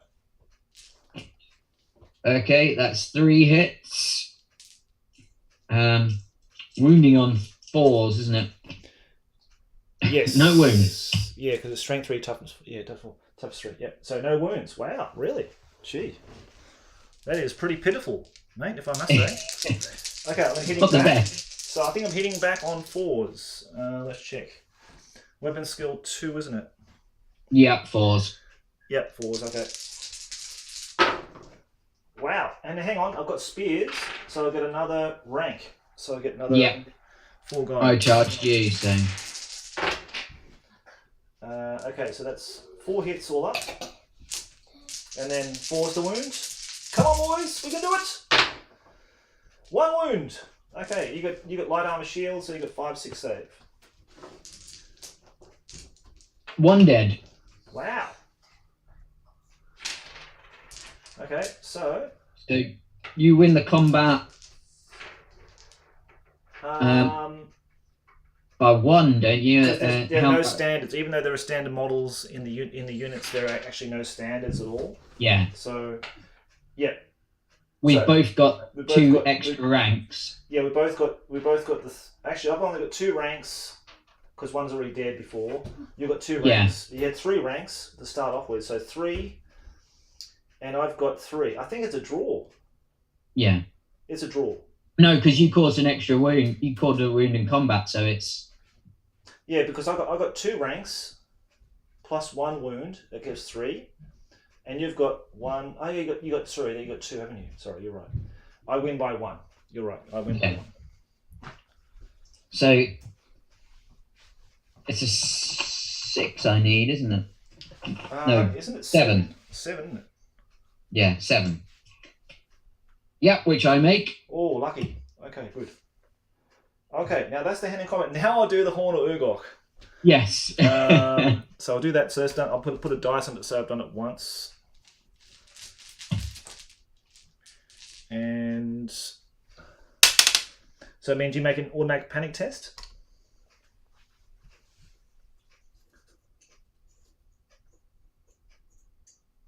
Okay. So that would be 8, because it's not modified at all. Yeah, not modified, so just roll 8, mate. That's it. Yeah, got a 7. Good on you. Okay, so you passed. And the archers over there have rallied because they're within 24 inches of Grom. So that's cool. Yep. I love this. I really like the Horn of Urgok, actually. It's an item I really want to take more often because I think it's really effective.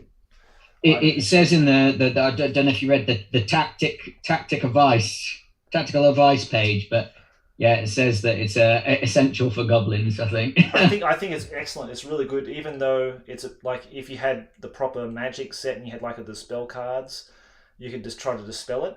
But I think it's a really good item for 50 points. It is 50 points, isn't it? Oh shit, 75. Wow. Okay, it's quite expensive.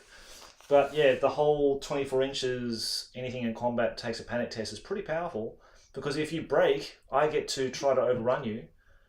Yeah. So yeah, pretty powerful. When we play 4th, we use your drafting rules and we discard anything above 50 points, so it never comes up in our games. Ah, okay, right, gotcha. Yeah. Plus we the size. pause there for 2 minutes while I run to the. Mate, we're gonna a couple minute break, 3-minute break. Yeah. I need to refill. You go to the rest room, and I'll be back in a sec. Great stuff. Okay, mate.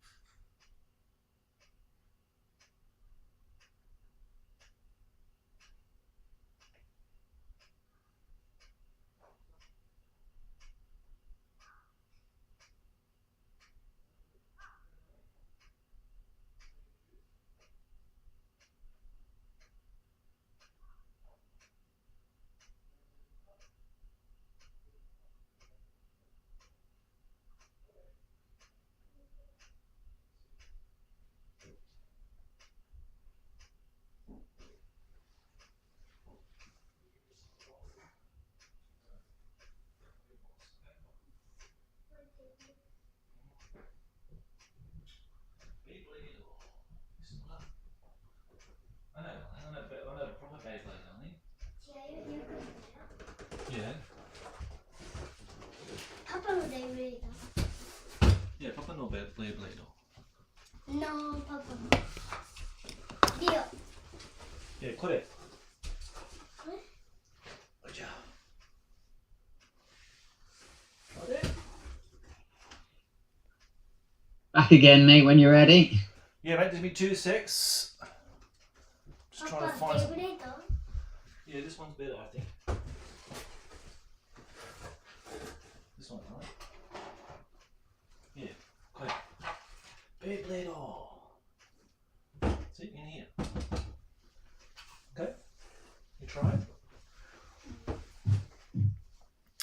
Okay, it means it's going to be Goblin Turn 5, isn't it?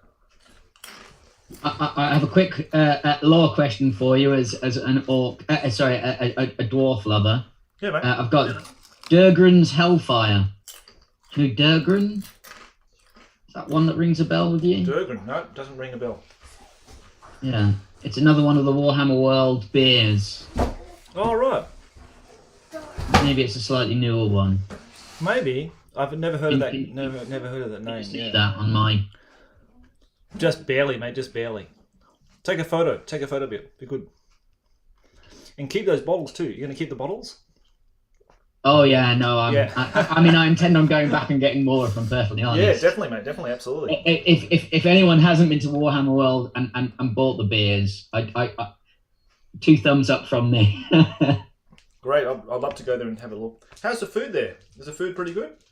Actually, it's really, really good. Yeah. Yeah? No, I played. Sorry, this is segueing slightly, but I played a Battle of the Beards Right. game. It was a 6,000 point battle. Wow. At each side, and the dwarves massacred the elves. Nice. I'm sorry to say, but yeah, we had a cracking day, and we had lots of food, and it's good food there. Oh, that's good. It's just a shame they've taken a lot away of the older stuff. There's still a lot of the dioramas and things, but not so many of the models. Oh, that's a shame. So your turn 5. My turn 5. Where it all gets interesting, turn 5. It does, because Eltharion, the big boy's coming. Yeah. It's With, been... is it Stormwing? Yeah, it's flapping hard to get there in time. Yeah. It's taken long enough, the old said. Alright, so, turn 5. Let's do it. And I'll take this dice away because it's last turn. Okay, so, animosity, this goblin unit over here. Yep. 6, they're fine. This goblin unit here.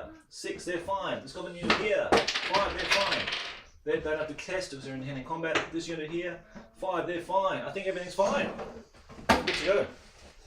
Great stuff. Alright, so charges.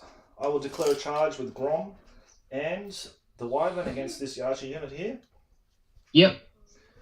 And So I do my terror test now. yeah, and I'm going to do a fear test because you outnumber me. Yeah, so to do fear test. Papa, So what is I'll do my on terror 6. as well, which I surprisingly pass. Oh, nice! I passed my fear test too. I mean, if I was those high elf archers, I would not pass. All right.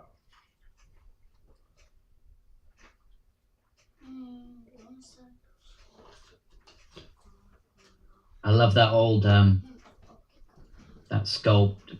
Is it the Marauder version? This the Wyvern. Yeah. Yes, it is. Yeah. Oh, hang on. The chariot. Now, I'll check the movement because the movement will be reduced now. So you got one wolf left. One wolf left. I think it will still make it in there, but I just want to double check it. You still double your charge with the chariots, don't you?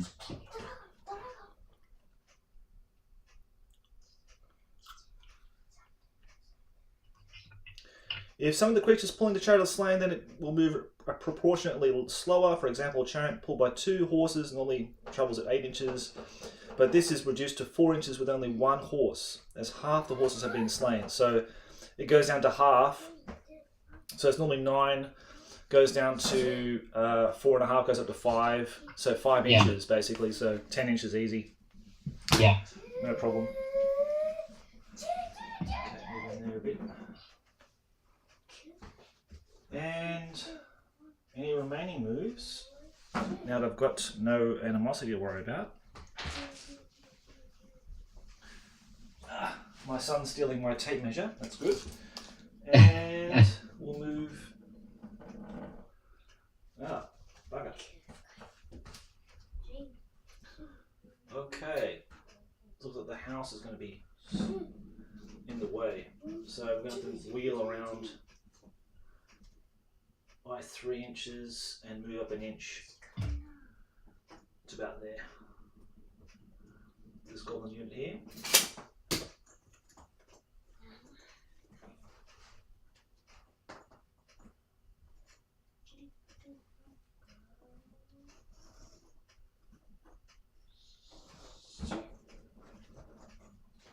Sorry for my backside being in view there from the zoom camera, mate. Sorry about that. It's probably quite disturbing. So, I didn't want to say anything. Yeah. Would you mind getting your ass out of the way, please, Josh, if you don't mind? These guys, well, they might as well just stay there. And, they've rallied in the magic phase, so they can still shoot this phase, I believe. These guys.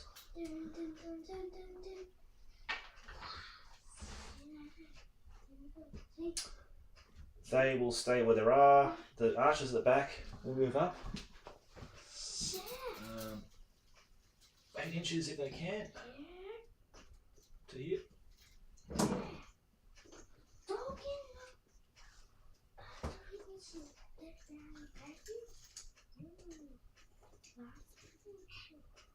Okay. There's a little movement and then shooting. We'll again shoot, 26 inches. We can't miss.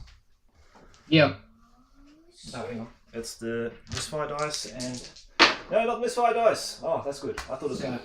I thought it was going to curse me there. I always call the misfire dice as the artillery dice, of course. 4 inches goes to here. So it's going to hit the building with a 4+. Okay. It does. How many wounds does it do? Oh, I've got to wound it now. No, it doesn't wound it. So nothing happens. Other shooting. I'm going to shoot with these goblins here at your archers on the top of the hill here. They're going to be over half. So I'll be hitting on 5s. Only 4 guys. Mm-hmm. That's 2 hits. 4's to wound. 1 wound. Light armor, 6+ to save. A 1, so 1 dead. Wow. Okay. Then hand-to-hand combat. Go to charges first. Grom. Well, just do the impact hits first because that might just determine everything. So I rolled another 5, so that's 7 hits. Wow. That's a very strong single wolf that's charged, isn't it? That's pretty deadly. Okay, 2+ to wound. They're all dead. So they just killed everything in one go. Wowzers. Blacktooth's feeling pretty unfulfilled here. He's doing all these charges and Doom Serpent's doing nothing at all. I get a sneaky feeling he might be brought into it very shortly. Yeah, very shortly. I think they're being very busy boys soon. Busy orcs. So the hand-to-hand combat over here goes to initiative, so you go first. So 4 guys against my guys. Oh, yeah, no, actually, it's going to be 8 guys because you've got spears. So 8 guys. Yep.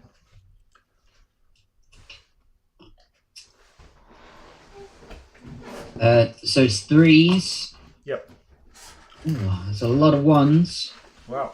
3 hits. Oh, hang on. I've got to test fear again. This is every turn. Is it every turn, is it? Yeah, because someone actually raised it up. No, I didn't really realise it, but I think every turn you've got to test for fear. I thought once it's in combat, but I could be playing that wrong. Let's just check that because... Yeah, someone said it has to be tested every single turn.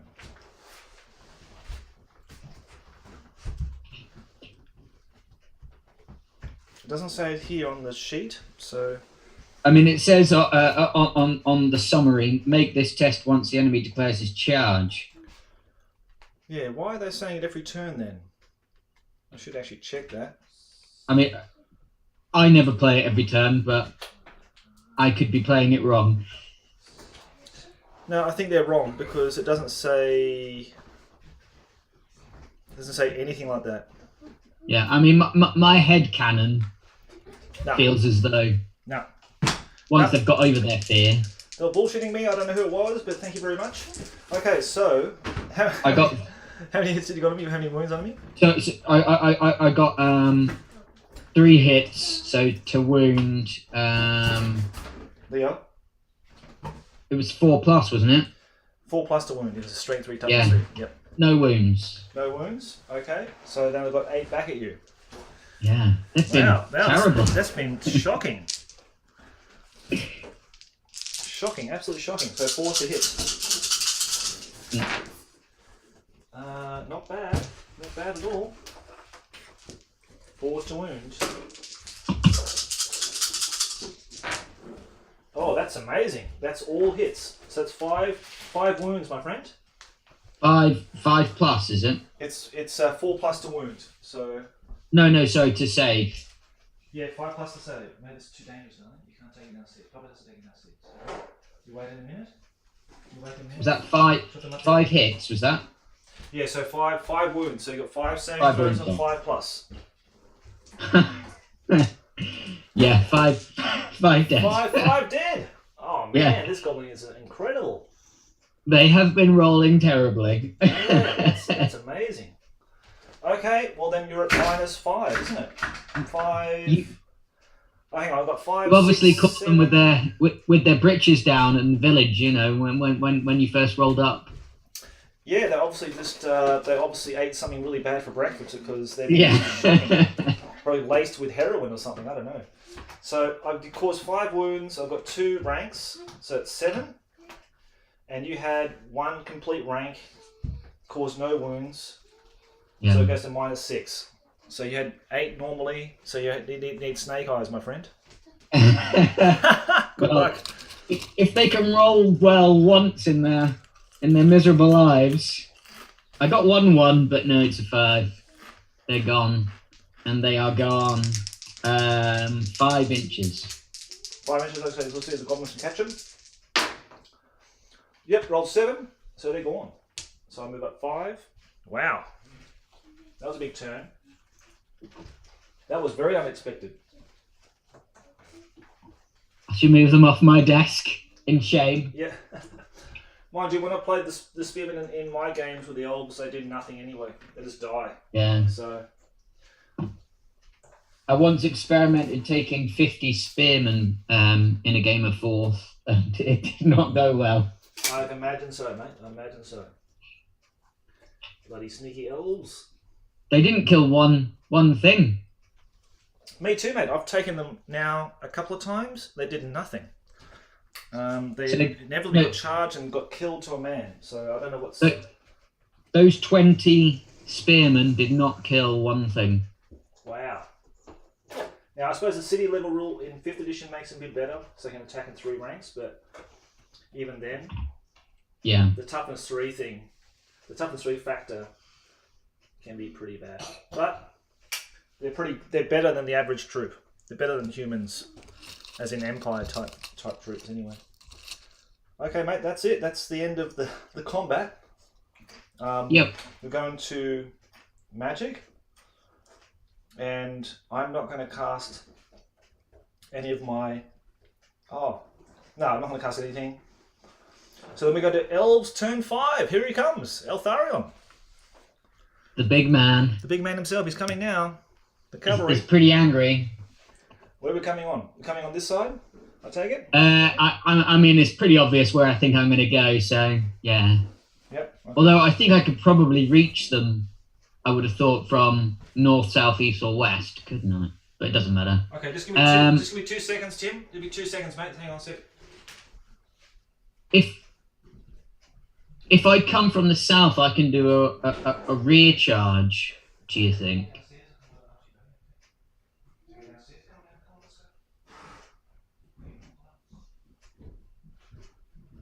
If I, because I'll make that, won't I? Because it's a 24-inch charge range, so I can do a rear charge attack. Oh,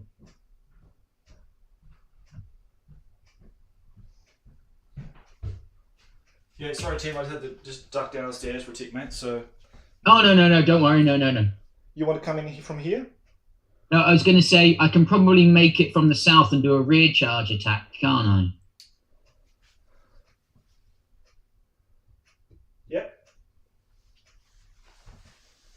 Yep, easy. So yeah, I'll declare a charge. Do I cause terror or just fear on the griffin? You should cause terror. So I'm immune to your terror, aren't I? Yeah, you're immune to my terror. Yeah, on the orc shaman, I mean. Yeah, you are. Yeah. I mean, Grom's not going to go very much further, is he? With one, so I'll declare a charge into the orc shaman, Blacktooth. Okay. Yeah, he will hold and face the charge, and yeah, if you're only engaging him, Grom doesn't have to test for anything. So yeah, because he would fear me, wouldn't he? He would fear you because you're an elf. Yeah, and because you cause terror. So about terror. But the terror bomb starts in the beginning of my turn. Yeah. Yep. Okay. So that's that, and then let's move the charges. Easy.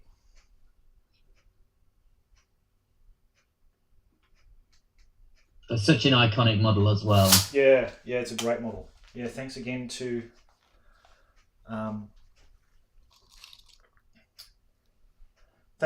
the generosity of one of my listeners, and my mind's gone blank, but I think it's Daniel in the United States who sent me that one, with a minus a claw. Had one claw missing, so I grabbed a claw from one of the other griffins and stuck it on there. So.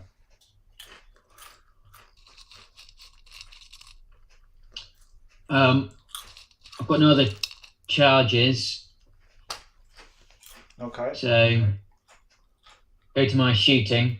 Yep. Because I'm not gonna move. I'm gonna try and polish off that little remaining goblin unit there. So Sure. Yeah. Okay, mate. Yep. Okay. So I'll start with the north chaps. Okay. And there'll be 4s, yeah. So you're hitting with 3s here and hitting on 4s here. Yeah, I'll start with the north chaps on 4s. Okay. Okay, 3 hits and 2 dead. Wow. Okay, that's a panic test already, but yeah, fire the other ones, shoot the other guys. Okay, I'll do the other chaps. They're 3s, yeah. Yep. Okay, it's 2 hits. 2 more dead, wiped down. That's it, wiped them out. Nice one. Yeah. So that is definitely now 1 victory point to me. Yes. And you're on 2.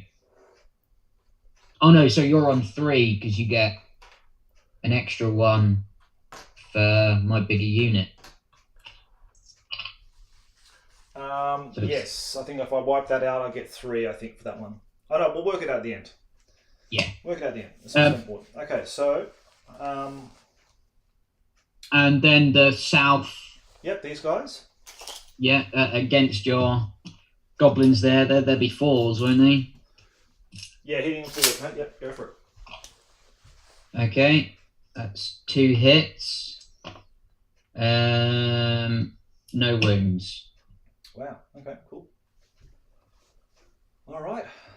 Well, let's get to it, the hand-to-hand combat phase. Yep. So this is going to hurt. I've got 4 attacks each from the Griffin and Eltharion. So okay, who are you directing against? Are you directing against my shaman or the? I'm going to put them all on your shaman. Shaman. Okay, so I've got weapon skill 3. Be very scared. So I think you're hitting everything on 3s. Yes. Basically, I've got toughness 4. Toughness 4. So I've got the Sword of Teclis. Yeah, do remember, I do have the Black Amulet. It's activated, so just so you know. Yeah, I've also got the Golden Helm of Altazar, is it? Atrazar. So yeah. Yeah, but if I rebound the wounds onto you, you cannot save those wounds.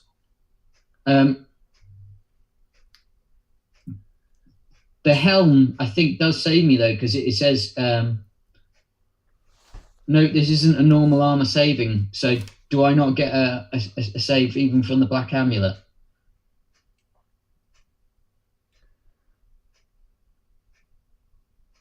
Because this is not a normal armor save.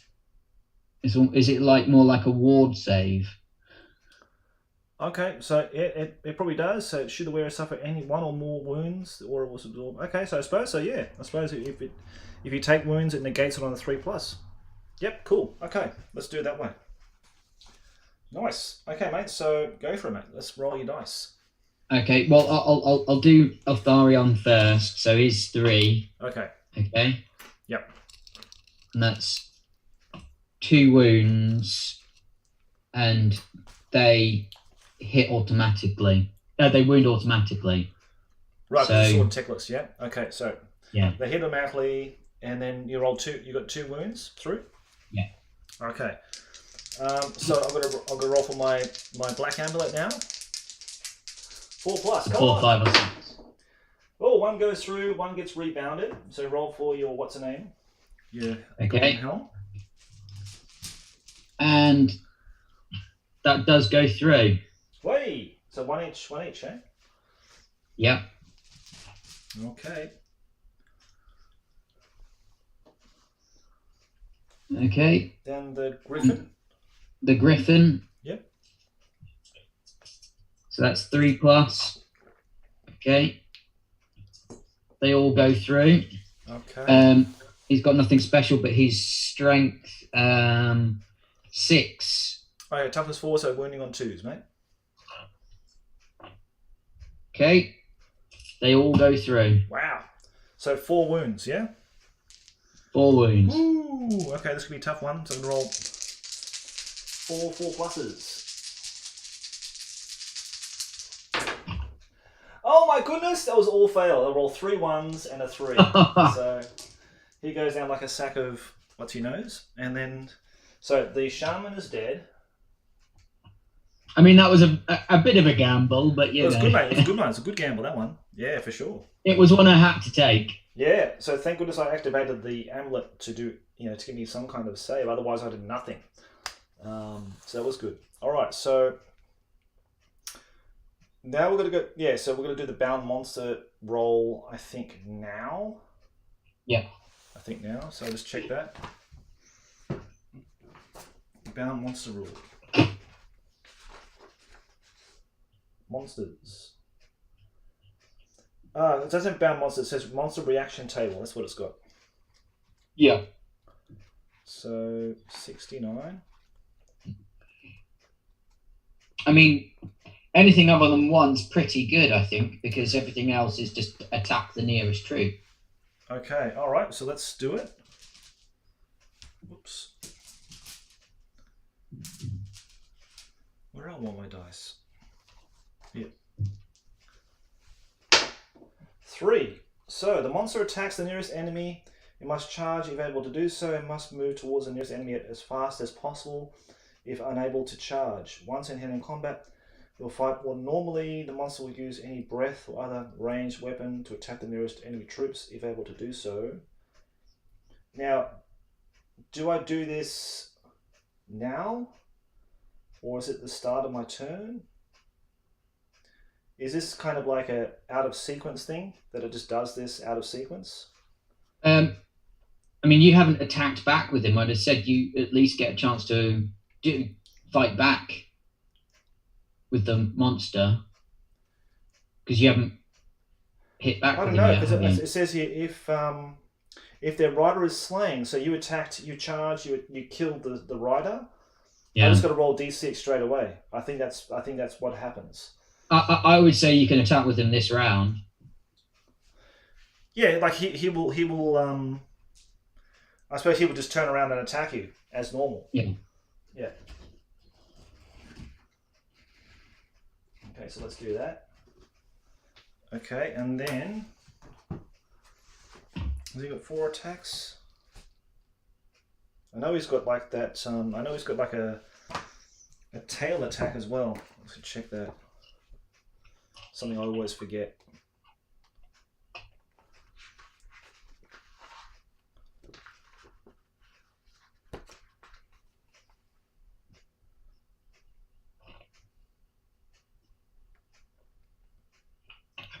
Wyverns. They've got scaly skin. Gives an armor roll of 5+, which is pretty good. That's it. It doesn't have the tail attack. I think it must be a 5th edition thing. Okay. So it's got 3 attacks. 1, 2, 3. A weapon skill of 5 against your. I'm going to attack. Yeah, I'll attack Eltharion. So as he's he's one that killed my master. So hitting on 4s. So 2 hits. Yep. And he's got strength of 5 against your toughness of 4, I believe. Yeah. Yep. So 2 wounds. So take your 2 saves, mate. Okay, so you've already knocked him down by 1, haven't you? Just taking 1. He's taking 1 wound. Yeah.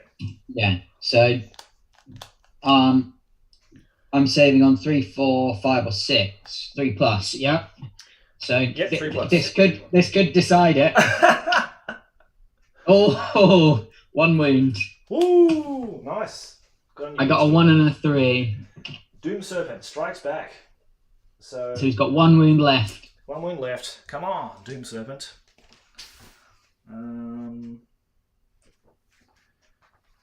Now, Another thing, the monster table. Do I roll that every turn, or is it just one roll and that's it? And he just has to charge and attack the closest enemy unit every turn. I think that's how you play it. I believe so. I mean, how I've done it in the past is you roll it once and then it's yours to control. But so you roll it once and then after that you control it after that? that's how I've always played it. But right. Okay. I'm not saying I'm right. Now, this just seems a bit dubious because I couldn't really find any rules about it. So maybe someone knows about it in the chat. They can tell us. But maybe you're right. Maybe that's the way to do it. It has like one reaction, and then you get to control it after that. Yeah, I mean, my head canon is what I usually go by, which isn't always right, but sounds good to me. That sounds right. It sounds like okay. The rider, like someone killed the rider. This is the reaction. That's its initial reaction. And if you roll a 1, it's gone, and that's it. It's just flowing off. Too bad. But any other roll, it attacks, either randomly attacks the nearest enemy, blah blah blah. And after that, it should be. Okay, here it goes. Roll a d6 to refer to the monster reaction table opposite to determine how the monster reacts for the rest of the game. Yeah, it's the rest of the game. So it's just continuous. I would say it's just once. Well, it says for the rest of the game. So that's basically this is how it will react every single turn. So my monster will attack the nearest enemy. It must charge. Okay. So that's how it's going to react the whole time. Okay, that makes it more clearer then. So that's on page 69, mate, if you want to check that. That's for mounts, wounds for mounts and riders. It's right at the last sentence, the bottom of that paragraph. Yeah, I was just looking at it then. But if it's been FAQ'd and if I'm talking my ass, please let us know, guys. Yeah, no, that makes sense. It doesn't change probably too much of what you would have done anyway. It's great for me because I wanted to charge the closest enemy anyway and just attack it. As long as it's not attacking my own guys, I'm happy. So that's good. Okay, mate. So that was that. And that was the only hand-to-hand combat. Now we go into magic phase. Yeah? Yeah. Now, Blacktooth, of course, lost his Staff of Lightning and the Black Amulet. So they're gone. So the only thing I've got is the Horn of the Horn. Which I could use because it just means you need to roll your leadership to see if you run away or not. And what the hell, I'm going to use it because I might get lucky. So I'm going to do that, and you just roll a panic test. Okay. So I've got leadership of 10. Yep. 7. Okay, passes it, no problem. Okay, now I better actually take attention to what's happening here. So now we go to turn 6. It goes to 7. That's the end. The last turn is turn 7. So now we go into turn 6. Yep. All right. Thing new. It's just until night comes down and then tot up the points, I think. Yep, that's it. Okay, so animosity here. No, the spearman unit there. Yes. What do they do? 2, that's squabble. So I'll put a dice down here to say they're squabbling. The archer unit, it's fine. The archer unit behind is animosity is squabbling as well.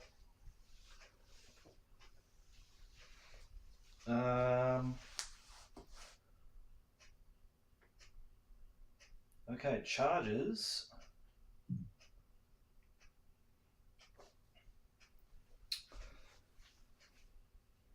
I'm not going to charge anything. What I'm going to do with Grom, I'm just going to move him right around like that to face Eltharion for the final conclusive battle.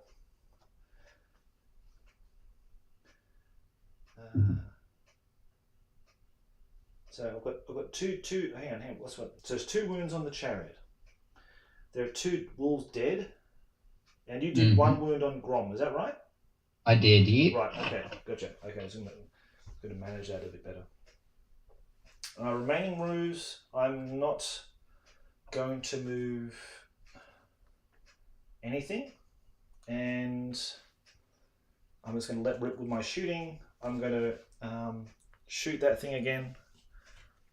I've been very lucky not to roll in 1. I won't mention it. Starts with 10. I've never seen so There we ineffective. go. I hit it. I rolled a hit and a misfire. I got both with a double whammy. So that's a misfire, and see what it does. 1. It's destroyed, I believe. But it lasted so long. I was so surprised. Usually it goes in the first turn. That's good for you, mate. It's another victory point there, I think. They all add up. Yep. They all count for something. So that's good. Now, the archers... Oh, I don't have the archers there.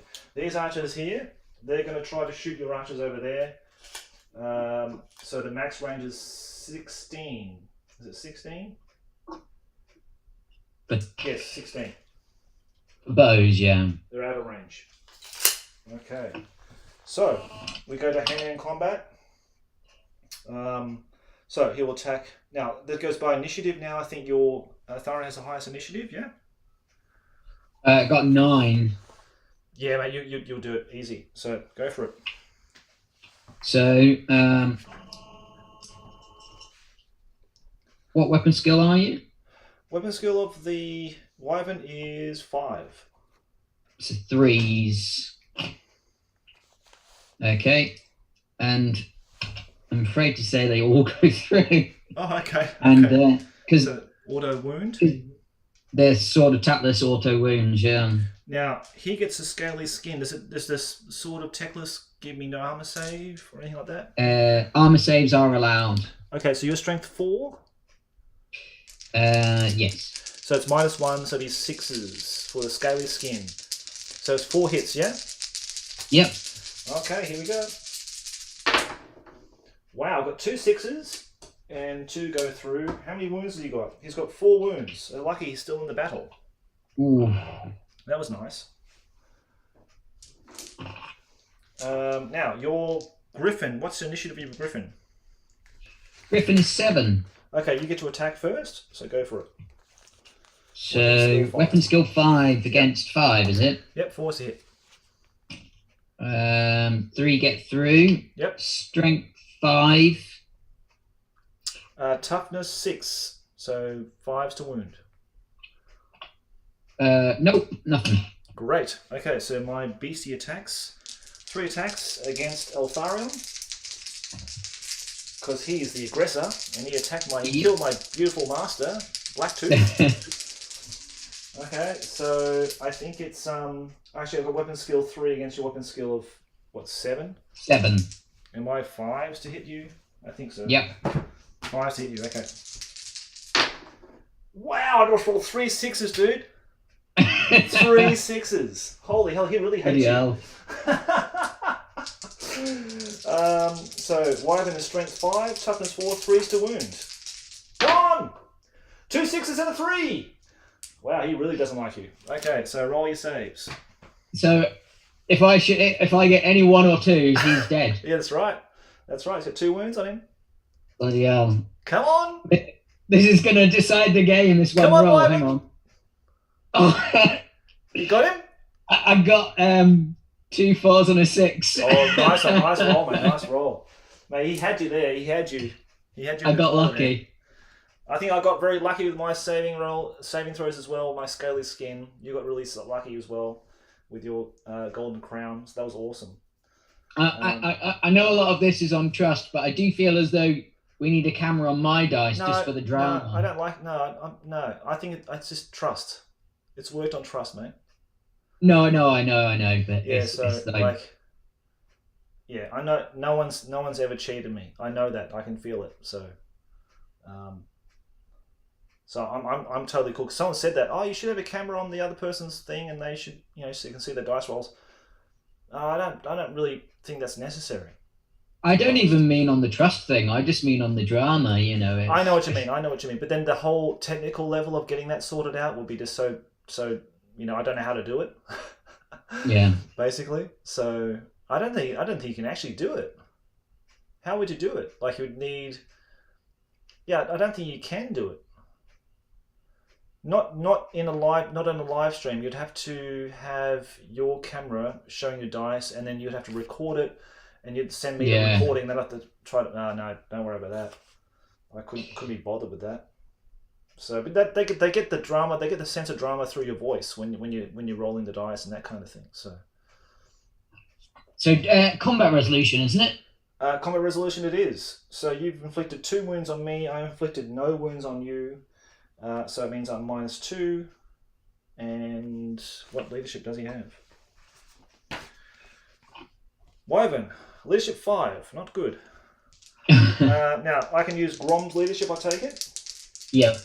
So he's a leadership of 7. No, yeah, leadership 7, so 5s. 7. Okay, so he fails. He's running away. Now he's got a movement of 6, so you roll 3 dice. Yep. 3 dice, yeah.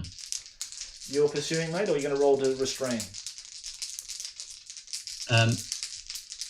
I will try and restrain. Okay, go for it.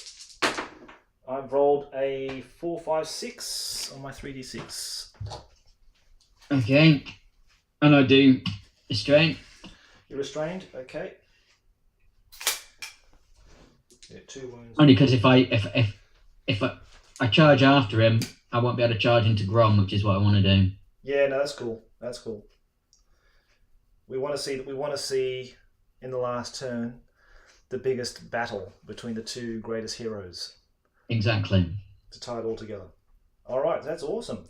Okay, then we go into magic phase. Now this is my magic phase, isn't it? Which I will do nothing. So Then it goes into your turn 6, my friend. Great. So the epic match-off that everyone wants to see. I'm going to declare a charge into Grom. That means I've got to take a fear. I've got to take a terror test. He's got terror test and fear. I think terror overrides fear. I believe. If I'm getting that right. It'd be disappointing if you ran away at this point. I rolled a 7 right on. So Great. 7 right on. So he's taking it. Come on. Let's bring it. Okay. And the tower archers and the north archers, if I could move them 5 inches into a position that I can pop off a couple of shots onto those spearmen goblins, if they can see them. Now this one here is going to be kind of different. I suppose I can kneel on round 5. Even if it's like 1 or 2 or something, even if it's all... Oh, it's 4 there, isn't there? There's 4 guys there. Some may not, because when you wheel around like that. So you're going to have 3 guys that can shoot, basically. Okay. And these guys have clear vision, so they don't have to move if you don't want them to. To the spear goblins or the... Yeah, so they've basically got vision to the spear goblins, no problem. Oh, okay. I'll leave them as is then. Okay. Okay, so that's all my movement. Okay. So my bolt thrower is still hung in there, hasn't he? Yeah, mate. He's still got 2 wounds, so he's still ready to go. So you can shoot. So I'll start with the bolt thrower on the spearman. Yep, go for it. 2+. So this time at least he hits. So first chap is a 1. Wow, again. Yeah. I can't believe that, man. That's amazing. They're just taunting you there, because I did move them last time. There's taunting you now. There's some tough old goblins, those. Yeah. So the chaps that moved, the 4 by the tower, are they within short range or? Oh yeah, definitely, because they got like 15 within. Yeah, so something that's -1, so you should be hitting on 4s. Yeah. Okay. This is 1 hit. One dead. One dead. Okay. Right, and And they've then- got shields, haven't they? They've got a save of 6. Oh, sorry, apologies. Yeah, they do. No. He's gone. Okay. So the North elves are shooting, and there are 4. That's 2 hits, 1 wound, so 1 save on a 6. On these guys. On the here? spearman. On the spearman. Okay. Nope.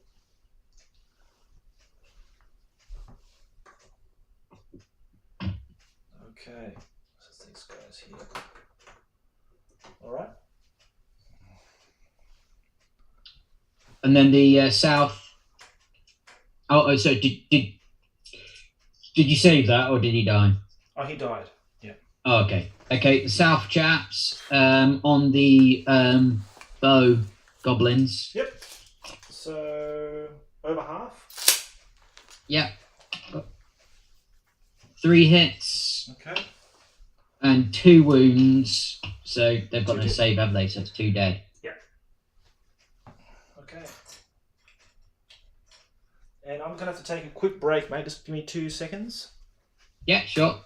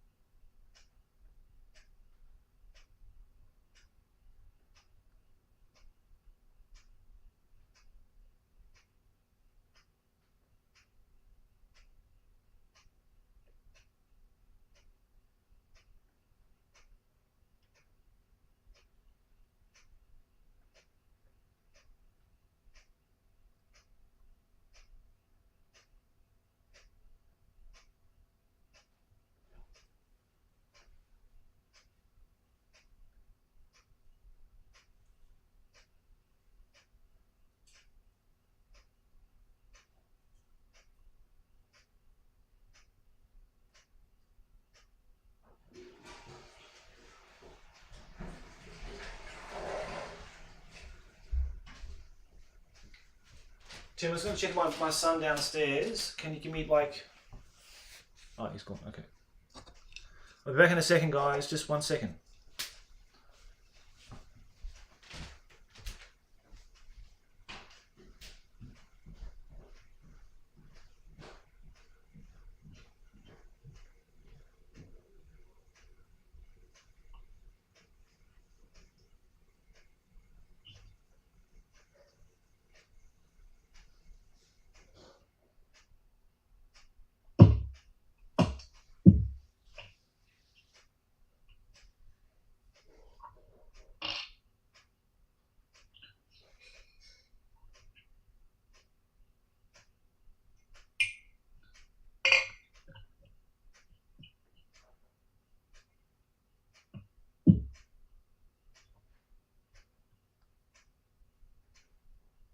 Here when you're ready, dude. If that was you just there.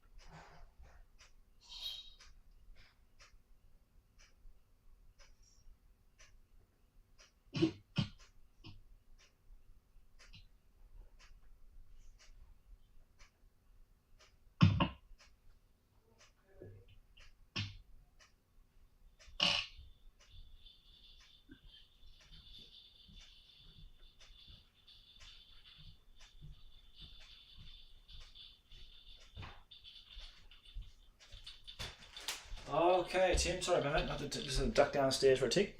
So... I know worries. Oh, How do you think the battle's going so far? You happy with it? It's been entertaining. Yeah. It's been brilliant, isn't it? No, thanks, man. Mate. This has been awesome, mate. Honestly. Yeah, I mean, the thing I love about Fourth, it's so swingy. You know, it's like you can get those games where, you know, something explodes in the first turn and it's like it's all over. But more often than not, you know, 1 minute you're winning, the next you're losing, the next you're winning again. Yep. You know, that's what makes it so much fun. Yeah, and I think it's just the I don't know, something about the rule books and the when you touch the cards and everything like that, it just brings back so many good memories about you know the time when you were like, you know, very young, 30 years ago, playing this game. I mean, it's still such a classic game. It's the events, you know. I don't know if you ever watched Red Dwarf back in the day when he used to talk about playing Risk and rolls in 1s and 2s and things like that. But you do kind of remember it that way, like, oh, I rolled a 1 and a 2. You know, it is very good. Yeah, fantastic, mate. That's lovely. Right. So it's hand-to-hand combat now, isn't it? That's it. That's why I needed some refreshments before to steady my nerves before this big battle. Well, I've yet to release my trump card, actually, which... Yeah, okay. Well, what is it? What's the trump card? Well, it's the Sword of Tethys. Yes. I get once per battle. That's I right. get an extra D6 strength 6 hits. Yep. Wow. Okay. This is going to hurt. Let's hope Grom's gut is prepared. Yeah. So I don't know if you do this before combat, before the fighting. It doesn't. It just says an extra D6 strength 6 hits on the enemy unit on the Sword of Tethys. Well, I suppose you just roll D6.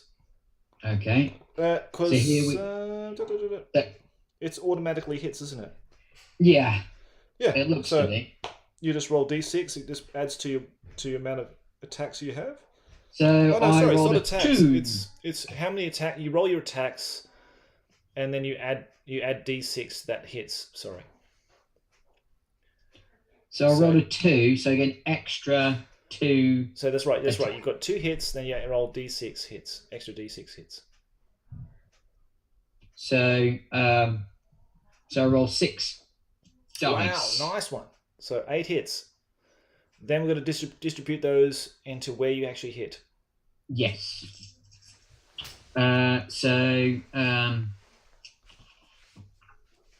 It's different from shooting to hand-to-hand combat, isn't it? On chariots. Yeah, let me just check that, mate, because it is different. Chariots. Yeah. 1 is the chariot, 2, 3 is the creature, 4, 6 is the crew. Yeah, which is exactly the same as shooting. Why?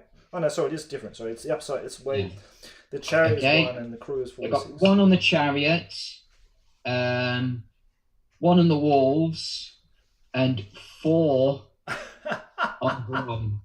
Okay, cool. All right, cool. Okay, so shall I do Grom first, seeing as that's let's do Grom first. Yeah, let's do Grom first. So his toughness 4. So weapon skill 6, isn't it? Oh, you've already hit him. You already hit him though. It's his strength.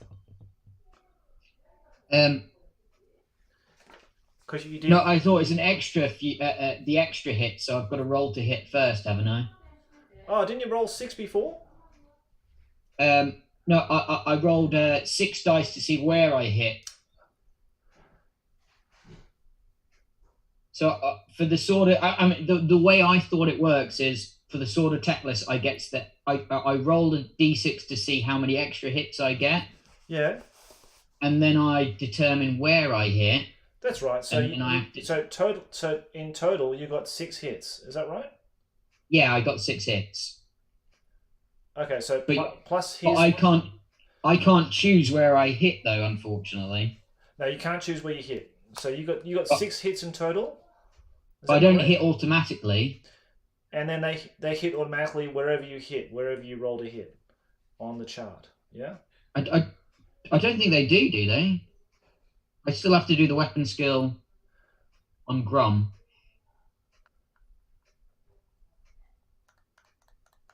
No. Okay, I know what you mean. Sorry. Okay, so you determine how many. So I got 4 hits on Grom. So 4 hits on Grom. Then you roll to see if you hit him. Yeah, then I rolled to see if I hit him. Gotcha. So it's my weapon skill 7 versus your 6. 5. So you should be hitting on 3 still. Okay. Yep. So I only actually got 1 hit. Wow. On Grom. Lucky. All right. So what's your strength? Okay. Strength 4? It's strength 4, yeah. Yep, toughness 4, so 4 is to wound, mate. I didn't wound him. Yay! Nice one. So then I got 2 on your walls. Yeah. So that would be 3s to hit, which they both hit. Okay. And then 3s to wound, is it? So it's 3 to wound because toughness 3. Yep. Yeah.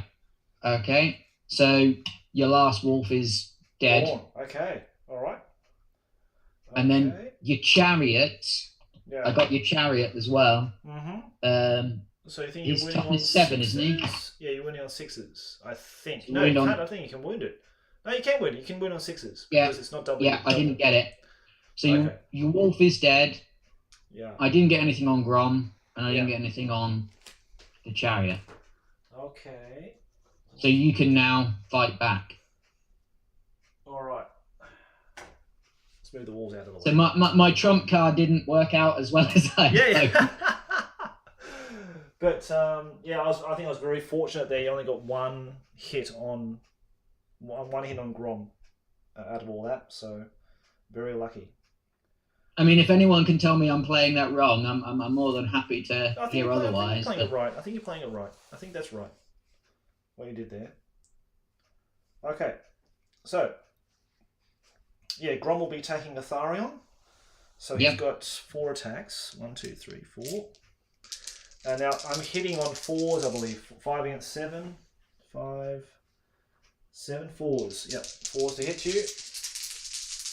Come on. 2 hits. Strength 4, toughness 4. Now let's see if the actual bomb does anything else. Nope, just does 2 wounds instead of 1. Okay. Come on, 4s. 1 4. So you got to save it, my friend. So 3 plus, and I get a 6. Got it. Nice. So, but you cause a wound on the wolves, yeah? Yeah. And I cause no wounds back. So effectively you won by 1. Is that correct? It would seem so. It seems a little unfair for you to run away, but No, that's right. That's it. So you've won by 1.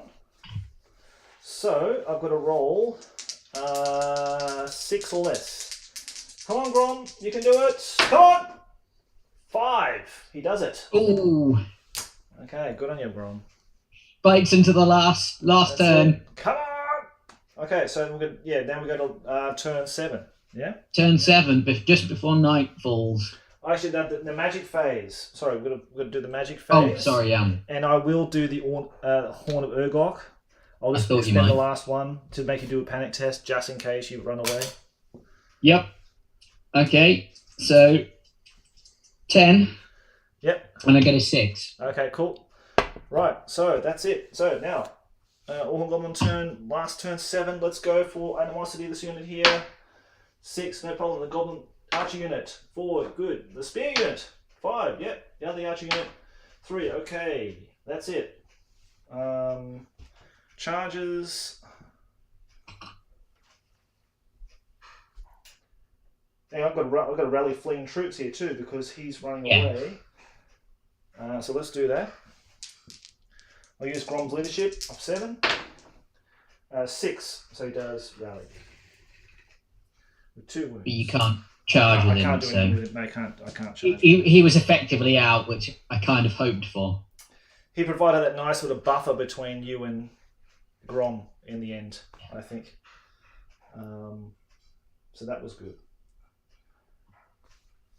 For the other guys,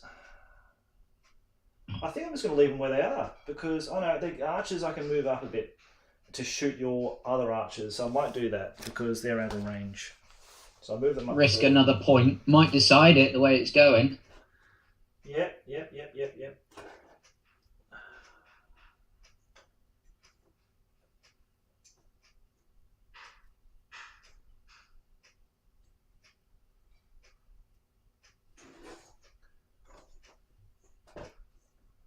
Okay, like so. Tell what, for an 1,000-point battle, it's quite a long battle. This one, Mate, isn't this it? is a long battle. That's what I love about 4th edition, 5th edition. You know, you can have like really small forces, but it takes a whole afternoon to play. Yeah. And I think 2 hours of great enjoyment, I think, you get out of a small game. I love all the small games. I don't really like big games, to be honest. The smaller, the better. I know what you mean. The more compact, less items is better, I think, as well. It makes the items more special. So the characters holding them are like more important on the battlefield. So, yeah, that's cool. Okay, so that's all the moving. Shooting. We're going to shoot those archers over there. We should be in range now. So it's going to be 16 max. Yep. So 1, 2, 3, 4, 5, 6, 7. 7 guys. 1, 2, 3, 4, 5, 6, 7 guys. Now they need -1 because they moved. And 1 because I have half range, so hitting on 6s. Nothing. Okay, then hand-to-hand combat. So initiative, it goes to you first, or you, because Grom is initiative. 5. That's not too bad. But I think you are higher initiative than I am. It is. Someone just put in the chat that we did it wrong with the black amulet. That no armor save is allowed. I didn't. So. Yeah, I didn't think so. No save from the black amulet, even from magic armor. Yeah, I thought so. That's cool. Thanks again. That's Matthias. Thanks, Matthias. Yeah. So sorry about that. No, that's cool. That's cool, mate. I thought so, but. Well, does that made a difference? Because I was on 1 wound, wasn't I? I can't remember what happened, mate. So don't worry about it. Tim, honestly, don't worry. We're having fun, mate. Don't worry about it. It doesn't matter. The thing is, I've been playing a lot of Sixth as well because that's what a lot of people play. Yeah, I took it as like a ward save. Yeah, that's right. In 5th edition, they introduced ward saves, which this is actually what it technically is. It's a ward save. Yeah. But the golden crown of the golden helm of Atrazar is a special save. Yeah, because it's not a normal armor save. So it's one of those. You can read it one of 2 ways. It's very dubious in 4th edition as to what they actually did, because basically it's like an armor save that you don't receive any strength modifiers for. It's just like armor, but there's no strength armor modifiers for it, basically. So someone can hit with strength 10, like a cannon shot or something like that. You still get 3+. That's the benefit of it. Yeah. So if that decided the game, apologies. No, don't worry about it. We're having a great time, so it doesn't spoil my enjoyment at all. Okay, let's do it, mate. So, go for it. Your 4 hits. 4 hits, okay. 2 go through. Yep. And where do they hit? 2.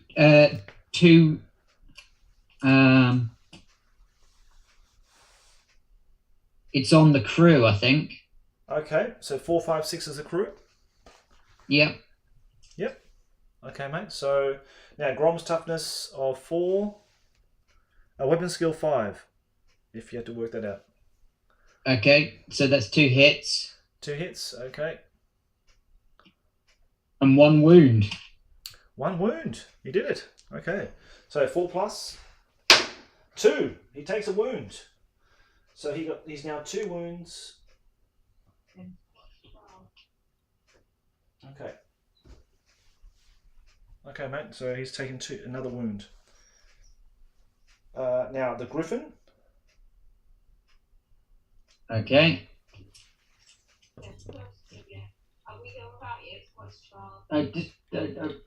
Another 10 minutes, that's okay. Yeah, 10 minutes easy, mate. Sorry about that. No, don't worry. That's just my wife. Okay, sorry to your wife there. as your wife was popping out, mine is too. Yeah. You boys and your toys, come on, get over it.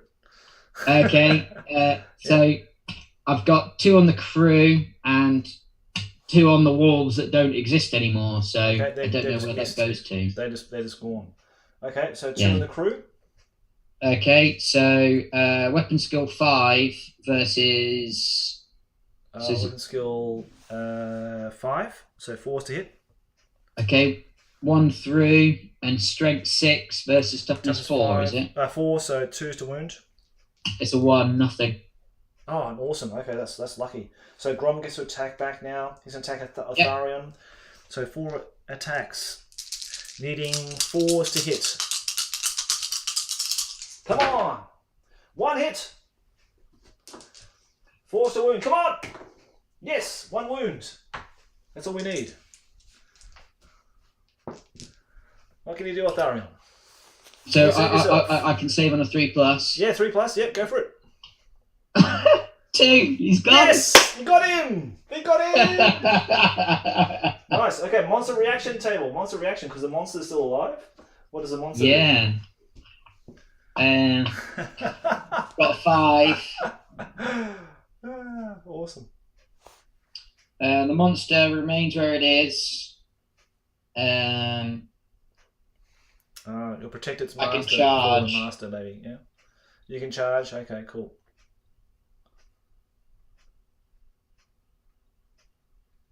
Oh no, sorry. I remain where I am. If any enemy approaches within charging range, it will charge them. So, still locked in combat. That's cool, mate. I think we're going to call it there. Yeah. I think it's a really poignant time to just say we've had a fantastic battle, and it's drawn a great conclusion. We've had both of the great heroes, Grom, the Paunch, and Eltharion, the Warden, in close combat, which is what we wanted to achieve in the battle anyway. And sadly, Eltharion has fallen to Grom's axe. Yeah, I think there's no doubt you would have won there, and unless the Griffin could have popped you off at the last moment. Unless the Griffin was unless the Griffin can tear me a new one. Now, is there a turn? It says turn 7. Is there a turn 8? No, that's it. No, Nightfall. just turn 7. Then it's nightfall. That's it. It's the end anyway. So, but mate, we've had a fantastic game, don't you think? Yeah, that was cracking. No, I really enjoyed that. Yeah, me too, mate. I think it was wonderful. Thank you so much again. No, thank you. Happy birthday. Thank you, sir, and enjoy that beer, mate. It looks bloody delicious. I wish I could have one with you. I don't think you can buy them online, but if you find yourself in the UK anytime soon, get yourself over to Warhammer World and buy enough to get back. I'll be inviting you. I'll be inviting you, Tim, to have a drink with me, mate, before we have a game. Oh yeah, and explore their wonderful menu. Okay, for a nice lunch. So sounds. Happy birthday, mate. Thank you very much, Tim. Have a great day with your family, mate. Thanks again for your time with me today. It's been really awesome because, as we said, we've got to know each other now over the last maybe 2 years now, I think. It's been longer than I realised. Yeah. Time's flying, mate. But it's been really good. And this is one of the great things about doing this, like streaming with good guys like yourself from other countries and playing games together, because maybe there's no other chance of us doing that in person. So doing this way, it brings us, a bit sort of closer together kind of thing, you know what I mean? So it's been really good, mate. Thank you very much for celebrating my birthday and celebrating the battle for Maugthrond Pass. 30 years old. 30 years old, and we finally did it. Yeah, that was a cracking game. I really enjoyed that. Thank you very much, Josh. Mate, I'm going to bring it back in the future. I'm going to play a bigger game. We're going to play like a 1,500 point game or something like that with all the bells and whistles, all the magic items and new troops and that kind of thing. Do something like do the goblins versus the high elves in a different kind of setup. Because I've seen someone on the blog doing it. They've got like a expanded kind of rules for this kind of scenario, but using different troops, and I think it'd be quite fun to do. Yeah, that'd be lovely. That'd be awesome. No, that'd be great. Thanks very much, mate. Okay, mate. Take care. Have a great day, and see you next time. Been a pleasure. Okay, mate. Talk to you soon. Okay, mate. Thank you. Cheers, mate. Bye. Bye-bye. Bye-bye. Thanks everyone to join the stream, and hope you enjoy the battle. If you haven't joined us live, catch us in the replay. Okay, thanks very much, and leave your comments below.